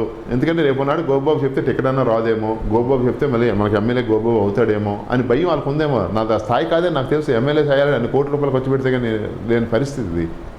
ఇవాళ నేను ఏ రోజు ఎమ్మెల్యే అవుతానని ఆ రోజు కలగలేదు. ఇంకా ఆ మండల ప్రెసిడెంట్ నాకు ఎక్కువ అనుకున్నాను. ఒకసారి ట్రై చేసాము, ప్రజలు అల్లమన్నారు. రెండోసారి చూశాను ఈ రాజకీయ ఆడావిడి కట్టాను. ఇంకెప్పుడు మన స్థాయికి ఎమ్మెల్యే స్థాయి కాదురా, మనం ఏదైనా సేవ చేద్దామని ఒక మండల ప్రెసిడెంట్గా చేసిన ఒక అధికారంగా చేశాను తప్పించి ప్రజాప్రతినిధిగా నేను చేయలే, ఒక సేవకుడిగా చేశాను. అదే ఎంపీపీ ఇవాళ కూడా శ్రీనివాసరావు మీ టీవీ ప్రేక్షకులకు చెప్తున్నాను, ఇంత కమిట్మెంట్ తోటి ఏదైనా ఒక ప్రజాప్రతినిధి చేసినట్టు రాష్ట్రంలో చూపిస్తే వాడికి సెల్యూట్ చేసి వాడి సన్మానం చేసి పౌర సన్మానం చేయడానికి సిద్ధంగా ఉన్నా సార్. ఇంత నీతి నిజాయితీతో ఒక ఎంపీపీ రాష్ట్రం మొత్తం మీద ఇంత కమిట్మెంట్గా చేసిన నాయకుడిని నేను చూపించగలిగితే నేను అది జోహార్ అవుతాను సార్. నేను ప్రజాసేవ చేయడానికి వచ్చాను చెప్పేసి పదవి వ్యామోహంతోటో లేకపోతే ఇది కమిషన్ల గురించో వ్యాపార వ్యవహారాలు పెంపొందించుకుందని ఆలోచన ఏ రోజు నేను రాజకీయాలకు రాలే. ఒక సేవకుడిగా వచ్చా, ఆ సేవకుడిగానే నేను ఉంటా తప్పించి నాకు పదవులు ముఖ్యం కాదు, నాకు ప్రజలే ముఖ్యం. ప్రజలు సేవ చేయడం చేయం. గోపిబాబు ప్రాపర్టీ ఒక్కొక్కటిగా అమ్మేస్తూ ఉన్నాడు. చివరికి భార్య పిల్లలకు కూడా ఏది మిగిల్చే పరిస్థితి అయితే కనిపించట్లేదు. ఇంకా ఫ్యూచర్లో గోపిబాబు దగ్గర ఏం ఉండదు. మరి మీ ఫ్యామిలీకి ఏం ఉంచరా అసలు? నాకంటే ఒకే పిల్లండి శ్రీనివాస్ గారు. మా తాతలు ఇచ్చింది, మా తండ్రి ఇచ్చింది కొంత అయితే ఖర్చు పెట్టడం వాస్తవం. నేను రాజకీయాలు మానేసిన తర్వాత 2 సైట్లు సంపాదించుకోవడం వాస్తవం. మళ్ళీ రాజకీయాలకు వచ్చే వాడితే ఆల్రెడీ అమ్మాను. ఒకరి దగ్గర చేసాచడం నాకు అలవాట్లేదు. రాజకీయ చరిత్ర కాదు నా జీవితంలో, ఒకరితో చేసేసి లేకపోతే తిన్నాక అడుగుతాను తెప్పించి, లేకపోతే డబ్బు లేకపోతే అప్పు అడుగుతాను తెప్పించి మరొక రకంగా కమిషన్ వ్యవహారంలో బతికే పరిస్థితి కానీ లంచం తీసుకునే పరిస్థితి నా జీవితంలో లేదు. నేను మండల ప్రెసిడెంట్ ప్రమాణ స్వీకారం చేసినప్పుడు కూడా ₹1 లంచం తీసుకున్నాడు గొప్ప తెలిసి చచ్చిపోయిన ప్రమాణ స్వీకారం చేసిన వ్యక్తిని నేను. ఇవాళ రాజకీయాల్లోకి వచ్చిన తర్వాత కొంత ఖర్చు అవుతుంది వాస్తవం. ₹10 సంపాదించి ₹2 ఖర్చు పెట్టాలని కొంతమంది చెప్తారు. నాకైతే ₹10 ఎలా సంపాదించాలో రాజకీయం నాకు తెలియదు, నాకు ఆలోచన కూడా లేదు. ఇవాళ కొంతవరకు అయితే నాకున్నది ఒక పిల్ల, నా పిల్ల, నా అల్లుడు, నా మిస్సెస్ కూడా నాకు ఈ తిండి అని ఏ రోజు నేను అడిగే మనుషులు కాదు. మా పాప, మా అల్లుడు ఇవాళ కూడా నాకు 130 ఎకరాల ల్యాండ్ మా తండ్రి గారు డిస్టర్బెన్స్లో వచ్చిన కోర్టు తగులో ఉంది. 100% నేటికి 50 సంవత్సరాలు పెట్టి మా పొజిషన్లో ఉంది. ఎంతోమంది ఎన్నో పార్టీ వాళ్ళు దాన్ని చేజెక్కించుకొని వ్యాపకం చేసిన ఇవాళ కూడా దాని నుంచి కూడా ఎవరు ఏమి చేయలేరు. ఎప్పుడైనా కోర్టులో గెలుచుకునే నమ్మకం నాకు ఉంది. అది తెప్పించి మిగతా ఇచ్చిన భూములు అయితే రైస్ మిల్ కానీ, సైట్లు కానీ, పొలాలు కానీ అయితే మటుకు వాస్తవం అమ్మడం. దానికి ఏ రోజు నేను చిక్కుపడడం లేదు. అది నేను పోయిందని బాధపడడం లేదు. ఇవాళ ఆస్తులు పోయాయని ఏ రోజు శ్రీనివాస్ గారు నేను ఇబ్బంది పడలేదు. ఇవాళకి కూడా ఈ గోపీబాబు అన్నాడు ఈ రాష్ట్రంలో కానీ పక్క రాష్ట్రంలో కానీ ఏ టెంపుల్కి వెళ్ళినా ఎక్కడికి వెళ్ళినా అది ఎవరో నాకు తెలియదు. గోపీబాబు గారు నమస్కారం అంటారు 3 జిల్లాల ప్రజలు. రాష్ట్రంలో అందరితో చాలా సత్సంబంధాలు ఉన్నాయి. ఏ రోజు కూడా పార్టీకి ఎక్కడ ద్రోహం చేయలేదు నేను. ఇవాళ ఏదైనా ఆస్తి సంపాదించానంటే ఆ ప్రజా అభిమానమే నాకు ఆస్తి అనుకునే మనిషిని నేను. చిన్నప్పటి నుంచి కూడా భావాలు ఉండే మనిషిని. ఇవాళ ఇన్ని ఆస్తులు పోయినా ఏ రోజు కూడా భయపడే తత్వం కాదు. నేను చనిపోయిన తర్వాత ఈ ఆస్తులు నా వెనకాల రావు. మా పాపకి 2 కోట్లు, 3 కోట్లు, 4 కోట్లు, 5 కోట్లు ఎక్స్ట్రా ఇస్తే మా పాప ఏమో అందులో ఎక్కిపోదు. దానంతటి దాని కాలు మీద బతకాలి. మనకంటే లేని వాళ్ళు ఎంతమంది ఉన్నారు. వాళ్ళు చూసుకొని మనం భగవంతుడు మనకి ఈ స్థానంలో పెట్టాడే, వాళ్ళకంటే మనం బాగానే ఉన్నామే అని సంతృప్తి పడే మనిషిని. ఇవాళ ఆస్తులతో నాకు సంబంధం కాదు. వాళ్ళు ఎప్పుడు ఫీల్ అవ్వలేదా అయ్యో అయిపోతున్నాయి కదా ఇలాగ అమ్మేస్తున్నారు భవిష్యత్తులో ఏమవుతాం అనే బాధ మీ ఫ్యామిలీలో కనిపించలేదా? అంటే మా అల్లుడు మా పాపలో కనబడలేదు. మీరు ఎలాగైనా పర్లేదు బాబా మీరు అనుకుంది మీరు చేయని చెప్పి ఇద్దరు ప్రోత్సహిస్తున్నారు. మా మిస్సెస్ అయితే కొంతవరకు టెన్షన్ పడుతుంది. మళ్ళీ రాజకీయాల్లోకి వెళ్తున్నారు, మళ్ళీ ఆస్తులు పాడు చేస్తారు. మీరు సంపాదించే అవసరం లేదు, మీరు ఎలాగ సంపాదించలేదు నాకు తెలుసు. మీరు ఉన్నది లేనిపోని తగులు తెచ్చి పెట్టుకుంటున్నారు, అందరినీ విమర్శిస్తారు. అందరూ ఒకలాగా ఉంటారు కదా. రాజకీయాలు అనేది రాజకీయాల్లో చేయాలి, అది మీకు చేత కాదు. సేవ వేరు, రాజకీయం వేరు. మీరు సేవ కిందే రాజకీయం చేస్తే ఎలాగవుతుంది. దయించి మీరు వెళ్ళొద్దని చెప్పి నా మిస్సెస్ అయితే ఇవాళ కూడా నాతో రోజు పోరాడుతుంది. లేదు ఇవాళ ఇంత అవమానం పొందాక పార్టీలో సస్పెండ్ అయిన తర్వాత నేనేటో నిరూపించుకోకపోతే ఇవాళ అవంతిగా నన్ను సస్పెండ్ చేసిన దానికి ఆయన రుణం ఆయనకి ఇచ్చేయాలి. పార్టీలో అవంతిగా నన్ను ఎందుకు సస్పెండ్ చేస్తారని నన్ను ఎంత బాధ పెట్టారో ఆ స్కోప్ ఆయన అనుభవించాలి. అదే నా జయం. ఇక్కడ పార్టీ కానీ వ్యక్తి కానీ టీడీపీ అని కాదు, మెయిన్ అవంతి గారు నన్ను ఏదైతే స్టాప్ పెట్టారో ఆ స్టాప్ అనుభవించడానికి ఆయనకి నేను పడిన నరకం ఆయన అనుభవించాలని చెప్పి నేను కోరుకుంటున్నాను. భగవంతుడు ఆశీర్వాదం ఆయనకి గెలాలనే కోరుకుందాం. ఇద్దరు వెంట గారు పోటీ చేస్తున్నారు, అవంతి గారు పోటీ చేస్తున్నారు కదా. ఎవరో ఒకరే గెలుస్తారు కదా, ఇద్దరికి వెళ్ళారు కదా.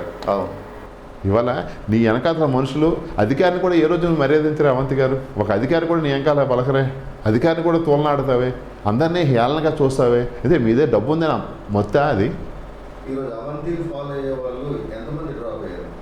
ఎవరూ లేరు. అవంతి గారు వెనకాల అవంతి గారు వెనకాల పార్టీ క్యాడర్ని తప్పించి వ్యక్తిగతంగా అవంతికి ఒక మనిషి లేడండి. అవంతి నమ్ముకొని ఇవాళ వరకు పార్టీ పనిచేసిన అవంతికి నా దృష్టిలో ఒక మనిషి ఇంకా లేడు. పార్టీ మనుషులు ఉన్నారు, వైసీపీ తాలూకు క్యాడర్ మనుషులు ఉన్నారు చెప్పి వ్యక్తిగతంగా ఆయన 10 మంది అభినందన పొందలేకపోయాడు. ఆయన ప్రతి ఒక్క మీటింగ్కి వెళ్ళినప్పుడు కూడా ఏదో 4 సార్లు తిరుగుతున్నాను ఓట్లు వేసేస్తారండి.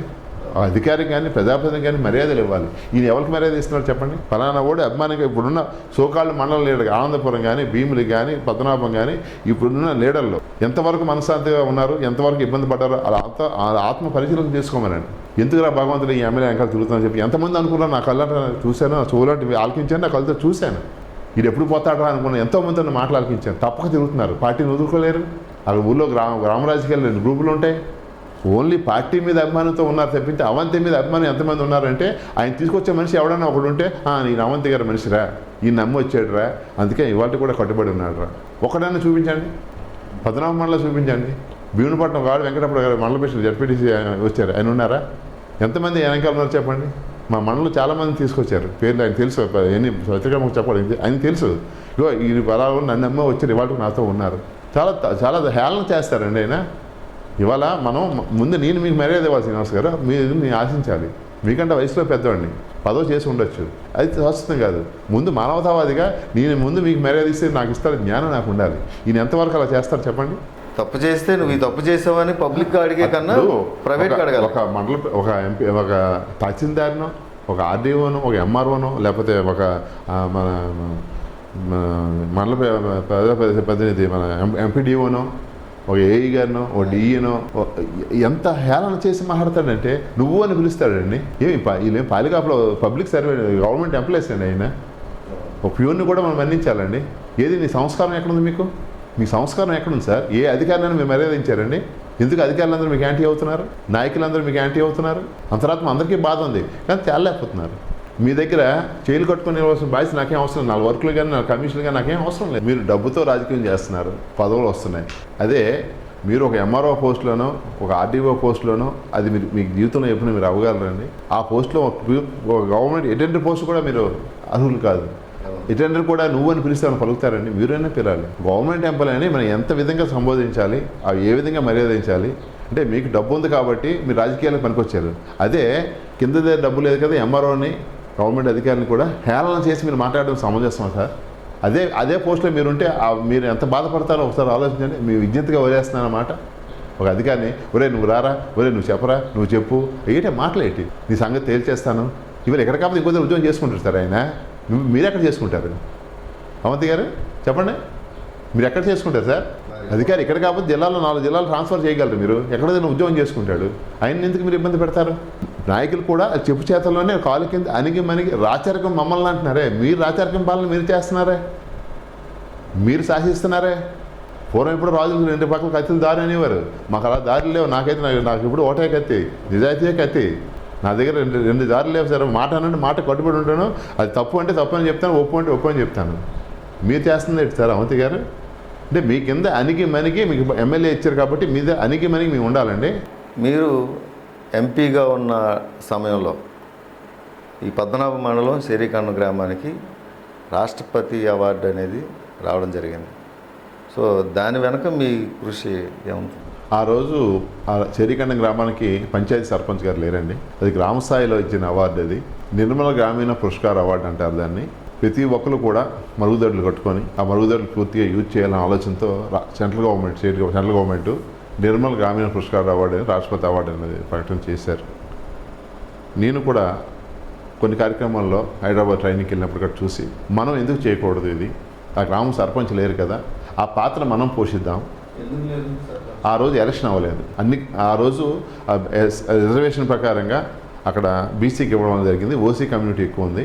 అందువల్ల కోర్టుకి వెళ్ళడం వల్ల ఆ రోజు ఎలక్షన్ అది స్టాప్ అయింది. ఆ గ్రామం చిన్నది, నా మండలానికి దగ్గరగా ఉంది. పైలట్గా దాన్ని ముందు టేకప్ చేస్తే నన్ను చూసి మిగతా సర్పంచ్ లెవెల్లో ముందుకు వస్తారనే ఆలోచనతో మనం ఒకటి స్ఫూర్తిని ఇద్దామనే ఆలోచనతో చాలామంది స్ఫూర్తిని ఇచ్చారు. వాళ్ళకి స్ఫూర్తిని నేను పొంది, గతంలో చాలామంది చేస్తున్నారు రాష్ట్రంలో దేశంలో, వాళ్ళ స్ఫూర్తిని నేను పొంది మనం కూడా ఇవాళ బాధ్యత తీసుకుంటే బాగుంటుందనే ఉద్దేశంతో ఆ బాధ్యత తీసుకొని రాత్రులు పగలు అనకంట ప్రతి ఒక్కరికి కూడా టాయిలెట్ కట్టిస్తే, అందులో కూడా కొంతమంది నిరుపేదలు కట్టుకోలేకపోతే వాళ్ళకి కూడా ఆర్థిక సహాయం చేసి అవి కూడా కట్టుకోవడం సహకరించి నాకు చేయుతున్న సొంత నిధులతో కూడా ఆ కార్యక్రమం చేసి వాళ్ళకి చేయుతీసి దాన్ని కూడా నేను తెల్లవారుజాము 4 గంటలు కూడా లేచి, కొందరికైతే టాయిలెట్స్ కట్టించిన తర్వాత కూడా బహిర్భూమి బయటికి వెళ్ళకూడదు, ఇన్సైడే వాడాలి. వాళ్ళకి అది అలవాటు లేక వాళ్ళు ఏమో అక్కడ ఒరి పిల్లలను, మేక పిల్లలను, కోళ్ళను పొయ్యిలోకి పెట్టుకుంటున్నారు. నేషనల్ టీం వచ్చి ఎంక్వైరీకి వస్తుంది, అది వాడుతున్నారా వాడడం లేదా అని చూడడానికి, అన్నీ కట్టారా లేదని చూడడానికి వస్తున్నప్పుడు నేను తెల్లవారుజాము 4:30 కల్లా ఆ విలేజ్లో 4 గంటలకు ఉండి 3:30కి లేచి 4 గంటలకు విలేజ్లో ఉండి చుట్టూ ఎల్లకంటే బహిర్భూమి ఎల్లకంటే నేను కాపలా కాసేవాడిని. నాతో పాటు కొంతమంది ఉపాధ్యాయులు, కొంతమంది పిల్లలు కూడా నాకు సపోర్ట్ చేసేవారు. ఓ సందర్భంలో అయితే ఒక పిల్లడు 10-12 ఏళ్ళ పిల్లడు చొంపు పట్టుకుని బయటకు వెళ్ళిపోతే ఆ తెల్లవారుజాము నాకు కనబడితే ఆడు ఎక్కడ వెళ్ళాడు అక్కడికి వెళ్ళి అది నేను తీసి కప్పానండి. అంటే అది బారికోండి కదా, సేవ నాకు కనబడింది. అంటే మనం ఆయన కప్పమంటే ఆడు కప్పుతాడో లేదో తెలియదు. నేను కప్పేసరికి పబ్లిక్లో యాజిటేషన్ వచ్చింది. ఈ మ్యాచ్లు అందరూ ఆయన ఏంటి తెల్లవారుజాము చూపించాలి, తెల్లవారుజాము 4 గంటలకు రావడం ఏంటి, ఆయన వచ్చి మనం వెళ్ళింది 1-2 కూడా ఆయన కప్పడం ఏంటి, ఆయన ముట్టుకోవడం ఏంటి. ఒక ఎంపీపీ, ఒక రాసిబిడ్డ, నాకు రాసిబిడ్డ కాదు, ఎంపీపీ కాదు, అవన్నీ సెకండరీ. నేను చేసిన సేవ, నాకు సేవే కనబడుతుంది తప్పించి ఇన్ని రాజపుట్టుకు పుట్టాను ఒక ఎంపీపీ స్థాయి అనేది ఏ రోజు నేను అలాంటి ఆలోచించను. ఆ రోజు రాత్రి బ్లాగులు కనబడితే దానికి రాష్ట్రపతి అవార్డు వచ్చింది. దానికి ఇవాళ కూడా దాన్ని చూసి కొంతమంది సర్పంచులు ముందుకు వస్తారని ఆశించాను, కానీ ఏ సర్పంచ్ కూడా దాన్ని సాహసం చేయలేకపోయారు. ఇంకా రెండోది కూడా మీకు రాష్ట్రపతి అవార్డుతో పాటు కూడా ఇంకా రెండోది కూడా మీకు రాష్ట్రంలో మన హాస్పిటల్ ఉత్తమ హాస్పిటల్గా అన్ని కార్యక్రమాలు చేస్తే నేషనల్ టీం వచ్చి కూడా చూసిన సందర్భం కూడా డేవిడ్ హాస్పిటల్లో ఉందండి. ఇవాళ నా ఎంపీపీ టైంలో ఒక హాస్పిటల్ ఉన్నత స్థానానికి తీసుకెళ్ళాను, అలాగే ఒక రాష్ట్రపతి అవార్డుకి నేను కారకునయ్యాను, ఎన్నో బ్లడ్ డొనేషన్ క్యాంపులు చేయగలిగాను. ఇది ప్రజా సేవ గురించి. ఈ అన్నిటికంటే ముఖ్యంగా మన పద్మనాభం మండలంలో కాలేజీ ఆడపిల్లలు 10th తర్వాత మానేస్తుంటే మానస సంస్థ వారి కాలేజీ మోస్తున్న సందర్భంలో నేను యాజమాన్యాన్ని రిక్వెస్ట్ చేసి ఆ కాలేజీకి ఆడపిల్లలు సుదీర్ఘ ప్రాంతాలకు వెళ్ళలేకపోతున్నారు, కనీసం ఇంటర్మీడియట్ అయిన తర్వాత కొంతమంది అయినా డిగ్రీ చదువుకుంటారు పేద పిల్లలు అనే ఉద్దేశంతో ఆ రోజుకి అప్పుడు కూడా మోర్ దాన్ 80% పిల్లలు ఆడపిల్లలే స్కూల్లో ఉంటున్నారు, 20% పిల్లలే మగపిల్లలు ఇక్కడ జాయిన్ అవుతున్నారు. మగపిల్లలందరినీ పల్లెటూరు పిల్లలు సుదీర్ఘ ప్రాంతాలకు పంపించి 10 రూపాయలు ఖర్చు పెట్టి చదివించే పరిస్థితి పేరెంట్స్లో కనబడుతుంది. ఆడపిల్లల ఎడ్యుకేషన్ చిన్న చూపు చూస్తున్నారు. ఇది కూడా లేకపోతే కాలేజీ కూడా లేకపోతే సంస్థ లేకపోతే బాగోదనే ఉద్దేశంతో మేనేజ్మెంట్తో నేను రిక్వెస్ట్ చేసి ఆ కాలేజీకి నాకు రాష్ట్రంలో ఎవరు ఇస్తారో నాకైతే తెలియదు, సెంట్రల్ గవర్నమెంట్ నిధులు జనార్దన్ గారి నిధులు కూడా ఓ ప్రైవేట్ కాలేజీకి మానస సంస్థకి అక్కడ ఒక 15 లక్షలు 20 లక్షల రూపాయలు ఆ రోజుల్లో ఇచ్చి అక్కడ కాలేజీ బిల్డింగ్ కట్టించడం జరిగింది. మండల నిధుల నుంచి కూడా బోర్ వేయడం కానీ, నా సొంత నిధుల నుంచి కూడా కంప్యూటర్ కొనడం కానీ, వాళ్ళ పిల్లకాయలకి ఏదైనా ఆట వస్తువులు కానీ, డ్రెస్సులు కానీ, క్రికెట్ స్పోర్ట్స్ కూడా డెవలప్ చేయడానికి ఇవన్నీ కూడా పేద పిల్లలు చదువుకుంటారన్న ఆలోచనతో నేను చేస్తే ఇవాళ నేను రాజకీయాల పక్కకి వెళ్ళిన తర్వాత ఆ కాలేజీ మూతపడితే ఇక్కడున్న ప్రజాప్రతినిధులు ఎవరు పట్టించుకోలేదు. సాక్షాత్తు మంత్రివర్యులు అవంతి గారి కాలేజీని తెస్తానని చెప్పి ఇంటర్మీడియట్ కాలేజీ పద్మనాభం మండలంలోనే లేదు, గవర్నమెంట్ కాలేజీ లేదు, ఉన్న ప్రైవేట్ కాలేజీ మూతపడింది. దాన్ని కాలేజీ జూనియర్ కాలేజీ పెడతానని చెప్పి మాట ఇవ్వడానికి చెప్పింది ఇవాటి వరకు ఆయన అమలు చేయలేపారు. ఇవాళ కన్నా రేపు గంటా గారి దృష్టిలో కూడా పెట్టి ఆ కాలేజీని మళ్ళీ ఏదైనా మళ్ళీ జూనియర్ కాలేజీ తేడానికి అయితే విశ్వప్రయత్నం చేస్తానని చెప్పి టీవీ వరకు చెప్పడం జరుగుతుంది. అవంతి గారు మంత్రిగా ఉన్న సమయంలో ఆయనతో మీరు కారులో ప్రయాణం చేశారు. మరి మధ్యలో కారులో మీ ఇద్దరికి ఏం జరిగిందో తెలియదు కానీ మధ్యలో మీరు దిగిపోయారు. ఏంటి ఆ కథ అసలు? అవంతి గారు మంత్రి అయిన తర్వాత ఓ రోజు ఇంటికి వెళ్తే ఏదో చిన్న ప్రజా సమస్య మీద వెళ్తే గోపి నా కారు ఎక్కని చెప్పి ముందు టెంపుల్కి తీసుకెళ్లారు. చాలా వాళ్ళు కూడా మర్చిపోను. ఆయనకి ఏ విధంగా సన్మానం చేశారో ఆ విధంగా నాకు సన్మానం చేయించారు పూలమాలతో. ఆయన ప్రతి దైవభక్తుడైన పూలమాలతో టెంపుల్కి వెళ్ళాము. నాకు సన్మానం, ఆయన సన్మానం చేస్తే నాకు సన్మానం చేశారు. ఆయన నా కారు అనేది మా పక్క మా ఊరు బస్కారం అని చెప్పి ఆయనకి అప్పచెప్పాను. గోపి నా కారు ఎక్కన్నారు. నేను ఆయన డ్రైవరే, ఇంకెవరు లేము.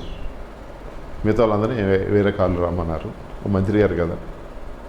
ఆ ఇంటి దగ్గర ఎక్కినవాడిని ఎండాడు వచ్చేసరికి నేను దిగిపోవాలని పరిస్థితి వచ్చింది. ఆ జర్నీలో గోపి నువ్వు నాతోటే ఉండాలి, నీకు నాతో ఉంటే నీకు ఈ పదవి కావాలన్నా వ్యాపార వ్యవహారాలుగా దేనికైనా నేను చేయూతిస్తాను. నువ్వు మళ్ళీ సినసీనో సత్యబాబు అంటే నేను ఒప్పుకోను, ఆ లూస్ మనలో తేకు, వాళ్ళ దగ్గర నువ్వు వెళ్ళకు అని ఆయన నాకు చెప్తే ఏంటి వాళ్ళకి ఆయనకి వీళ్ళకి ఏంటి అసలు పడకపోవడం? మరి నాకు తెలియదు. ఇద్దరు జిల్లాలు వేరు కదా. జిల్లాలు వేరు. నేను మొదటి నుంచి సత్యబాబు అనుచుల్ని. నువ్వు సత్యబాబు దగ్గరికి వెళ్ళకు, చిన్నసీని దగ్గరికి వెళ్ళకు. చిన్నసీని నా మిత్రుడు. సత్యబాబు దగ్గరికి వెళ్ళకు, చిన్నసీని దగ్గరికి వెళ్ళకు.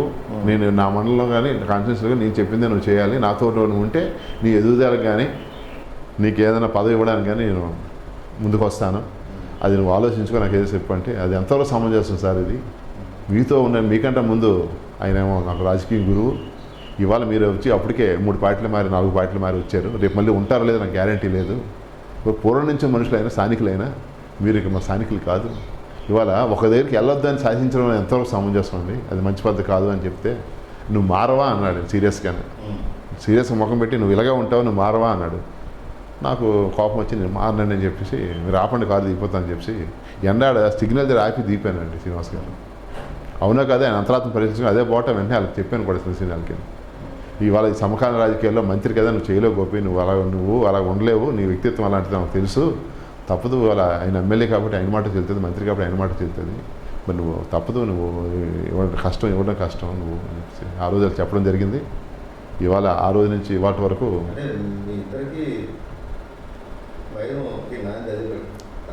అంటే ఈ ఎలక్షన్లో నాంది అది. రెండోసారి గెలిచిన తర్వాత అక్కడ ఆయన మాట వినలేదని నాంది నా మీద స్టార్ట్ చేశారు యుద్ధం. మా విలేజ్ అంతా ప్రోత్సహించాడు, గ్రూప్ని ప్రోత్సహించాడు.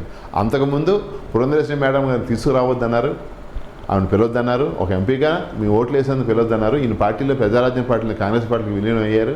ఆయన మాట చెల్లాలని తపనతో ఆయన ఉన్నారు. ఆవిడ సెంట్రల్ మినిస్టర్, ఆవిడకి మీ ఓట్లు వేసాం కానీ మీ ఓట్లు వేయలేదు. అందువల్ల ఆ బావట ఎంపీ గారినే శాసించారు. ఇవాళ కూడా అవంతి గారు ఈ మండల ప్రజాప్రతినిధులు ఇవాళ ఏదైతే సోకాళ్ళు మండల లీడర్లు ఉన్నారో పెద్దలందరూ, పిల్లలు కానీ ప్రెసిడెంట్లు కానీ, ఎంపీ నిధులు ఏ రోజు కూడా మండలానికి ఇచ్చిన పాపాన పోలేదు. ఆయన తేవడం తెప్పించి ఎంపీ గారికి ఇచ్చే రైట్ కూడా ఎంపీ గారికి లేదు. ఎంపీ గారికి పర్సనల్గా ఒక కాన్స్టిట్యున్సీకి ఓట్లు ఎంపీ గారికి మేము వేసాము, ఎంపీ గారికి వేసాం కాబట్టి మేము వెళ్ళే హక్కు మాకు ఉంది అడగడానికి. ఆ మండల నాయకులుగా ఒక 10 నిమిషాలు నిధులు మాకు 5 లక్షలు ఇవ్వండి, 10 లక్షలు ఇవ్వండి, 10 సంవత్సరాలు అని చెప్పడానికి నాకు ఎంవీ సత్యనారాయణ నాకు మాట ఇచ్చారు, గోపాబు మీకు నిధులు ఇస్తానని. నాకు తెలిసినంత మట్టికి రాంబాబు మండల ప్రెసిడెంట్ గారు ఎమ్మెల్యే గారు తెలియకుండా నిధులు తెచ్చుకుంటే ఎంపీ గారు వార్నింగ్ ఇచ్చినప్పుడు కూడా నేను ఆలకించాను. నిజమో కాదో నాకు తెలియదు, అది ఎంతవరకు సమంజసం లేదో క్వశ్చన్ మార్కే. అది ఎంపీ రాంబాబు గారు ఆయన్ని తెలియకుండా ఆ ఊరు కళ్యాణ మండపానికో మండలం తాలూకా నిధులు ఏదో డెవలప్మెంట్కో 5 లక్షలు 10 లక్షలు 20 లక్షలు తెచ్చుకోగలిగారు. అది ఇచ్చారని చెప్పేసి కూడా అవంతి గారు విత్ ఇన్ ద పార్టీలోని కూడా నాకు తెలియకుండా అక్కడ ఇవ్వాల్సిన పని ఏమొచ్చింది చెప్పి ఎంపీని ఆదేశిస్తే మళ్ళీ నేను వెళ్ళి అడిగితే బాబు నేను అయితే మీకు నిధులు ఇవ్వలేను, అవంతి గారు ఒప్పుకోవడం లేదని చెప్పి నాకు చెప్పడం జరిగింది. అందువల్ల అంటే ఎంపీలను కూడా ఆయన కనుసరణలో పెట్టుకొని ఆయన చెప్పిందే చేయాలని స్వేచ్ఛ మటుకి ఈ కాన్స్టిట్యున్సీలో ఎవడు కూడా రెండో మనిషి ఏలు పెట్టడానికి లేదు. ఒక ఎమ్మెల్యే కానీ ఎంపీ కానీ జగన్మోహన్ రెడ్డి గారికి ఒకరికి ఉందో లేదో నాకు తెలియదు కానండి, మొత్తం A to 1 ఆయన చెప్పిన మాట చాలా తత్వం ఉన్న మనిషి. అయినా ఏదో వస్తున్నాము పోతున్నామని చెప్పేసి తెప్పించి ఇది విధంగా ప్రజలకి అందుబాటులో ఉండాలి, ఈ కార్యక్రమం చేయాలని తలంపు ఏది నీడు అని కూడా కొన్ని విషయాలు తెలియడం లేదు. అది చెప్పామనుకోండి వాళ్ళకి అహం అడ్డు వస్తుంది, నన్ను విమర్శిస్తావా, నన్ను ఇలాగ అంటావా అనే తత్వంలో ఉన్న మనుషులు. ఇప్పుడు ఎమ్మెల్యే గారు మాట్లాడితే ఈ పద్మనాభం మండలం 100 కోట్లతో అభివృద్ధి చేశామని చెప్తున్నారు. మరి ఇది అభివృద్ధి కాదంటారా? వాళ్ళు చేసింది అభివృద్ధి కాదంటారా? సరే, అవంతి గారు 100 కోట్లు ఖర్చు పెట్టారంటున్నారు. అధికార పార్టీలు ఉన్నాక ఏ ఎమ్మెల్యే ఉన్నా ఏ ఎంపీ ఉన్నా రావాల్సిన నిధులు అలా వస్తూనే ఉంటాయి. పర్సనల్గా కొన్ని పనులు మీరు చేస్తారని మాట ఇచ్చారు, అవి ఏమైనా చేయగలిగారా? కాలేజీ కడతా అన్నారు, కాలేజీ కట్టగలిగారా? వాస్తవాన్ని నది మీద పాండే గారు బ్రిడ్జ్ వేస్తాను ఇప్పటి నుంచో మాట శంకుస్థాపన చేశారు, అది కంప్లీట్ చేయగలిగారా? ఈ టైంలో నెల్లి ఓటు అడగనని చెప్పి నన్ను పెద్ద మనిషి ఆ రోజు అంతలా ఫాస్ట్గా శంకుస్థాపన ఎన్నిసార్లు శంకుస్థాపన చేస్తారు చేసిన దానికి? ఇవాళ టెండర్ పిలిచారు, పలకాయలు ఉంటున్నాయి, ఎప్పుడు కంప్లీట్ అవుతుంది ఎవరికి తెలియదు. కొండ మీద ఘాట్ రోడ్డు వ్యవహారం గురించి ఇప్పుడు వచ్చి మీరు కొంత చేస్తారు, కొంత చేయలేకపోయారు. ఇవాళ కాలేజీ కడతాను, కాలేజీ కట్టలేకపోయారు. కొన్ని R&B రోడ్లు ఇవాళ కూడా అద్దాన స్థితిలో, మా కొవ్వాడ అవనండి, అయినాడు అవనండి, మా రోడ్లు ఇవాళ అద్దాన స్థితిలో ఉన్నాయి. ఆ రోడ్లు ఎందుకు చేయలేకపోతున్నారు? అలాగే రెడ్డిఫీల్డ్ రోడ్డు ఇవాళ ఇన్ని సంవత్సరాలు పెట్టి చేయగలుగుతున్నారు, ఏది మీ స్పందన ఏది? ఇన్ని సంవత్సరాలు పెట్టి రెడ్డిఫీల్డ్ రోడ్డు ఇవాళ కూడా దుమ్ముతో ప్రజలు యాక్సిడెంట్తో ఎంతమంది ఇబ్బంది పడుతున్నారు. అయినాడు నుంచి బీతాల రోడ్డు ఏ పరిస్థితిలో ఉంది? ఇవాళ కొన్ని నిధులు మీరు ఏ విధంగా స్పెషల్ నిధులు ఏమైనా తీసుకురాగలిగారా? ముఖ్యంగా ఏదైతే ప్రజల పక్షాన మీరు ఏదైతే పోరాటం చేస్తున్నారో, నిస్వార్థంగా సేవ అందిద్దామని సాక్ష్యం టీవీ వారు స్థాపించారో, నేను అదే స్ఫూర్తితో ఇవాళ సాక్ష్యం టీవీ వారికి ఆ తాలూకు ఆలోచనలు నా తాలూకు ఆలోచనలు ఒకటే అనుకుంటున్నాను. ప్రజల పక్షాన మనం పోరాడదాం, మీరు కానీ మేము కానీ నిర్భయంగా పార్టీలకు అతీతంగా ప్రజాపక్షాన్ని పోరాడాన్ని చేయూత ఇవ్వాలని మీ యాజమాన్యాన్ని మిమ్మల్ని కోరుకుంటూ ఈ అవకాశం ఇచ్చిన సాక్ష్యం టీవీ వారికి ఉదయపూర్వక నమస్కారం చెప్తూ ధన్యవాదాలు చెప్తూ సెలవు తీసుకుంటున్నాను. Thank you sir. మీరు రాజకీయాల్లో ఉన్నా లేకపోయినా, అధికార పార్టీలో ఉన్నా లేకపోయినా, ప్రతిపక్షంలో ఉన్నా, ఎలా ఉన్నా సరే మీరు ముఖ్యంగా పద్మనాభం మండలం ప్రజలకు, మరి ముఖ్యంగా సామాన్యుడికి, అలాగే దళితులు, రైతులకు, వారికి ఏ సమస్య వచ్చినా మీరే దగ్గర ఉండాలని, వారితో ఉండాలని, ఇన్నాళ్ళు మీరు చేసిన సేవలు కొనసాగించాలని మనస్ఫూర్తిగా కోరుకుంటూ, ఇది ఈ వారం రియల్ టాక్ షో. వచ్చే వారం మరొకరితో మళ్ళీ కలుద్దాం. అంతవరకు చూస్తూనే ఉండండి సాక్ష్యం టీవీ. నమస్కారం.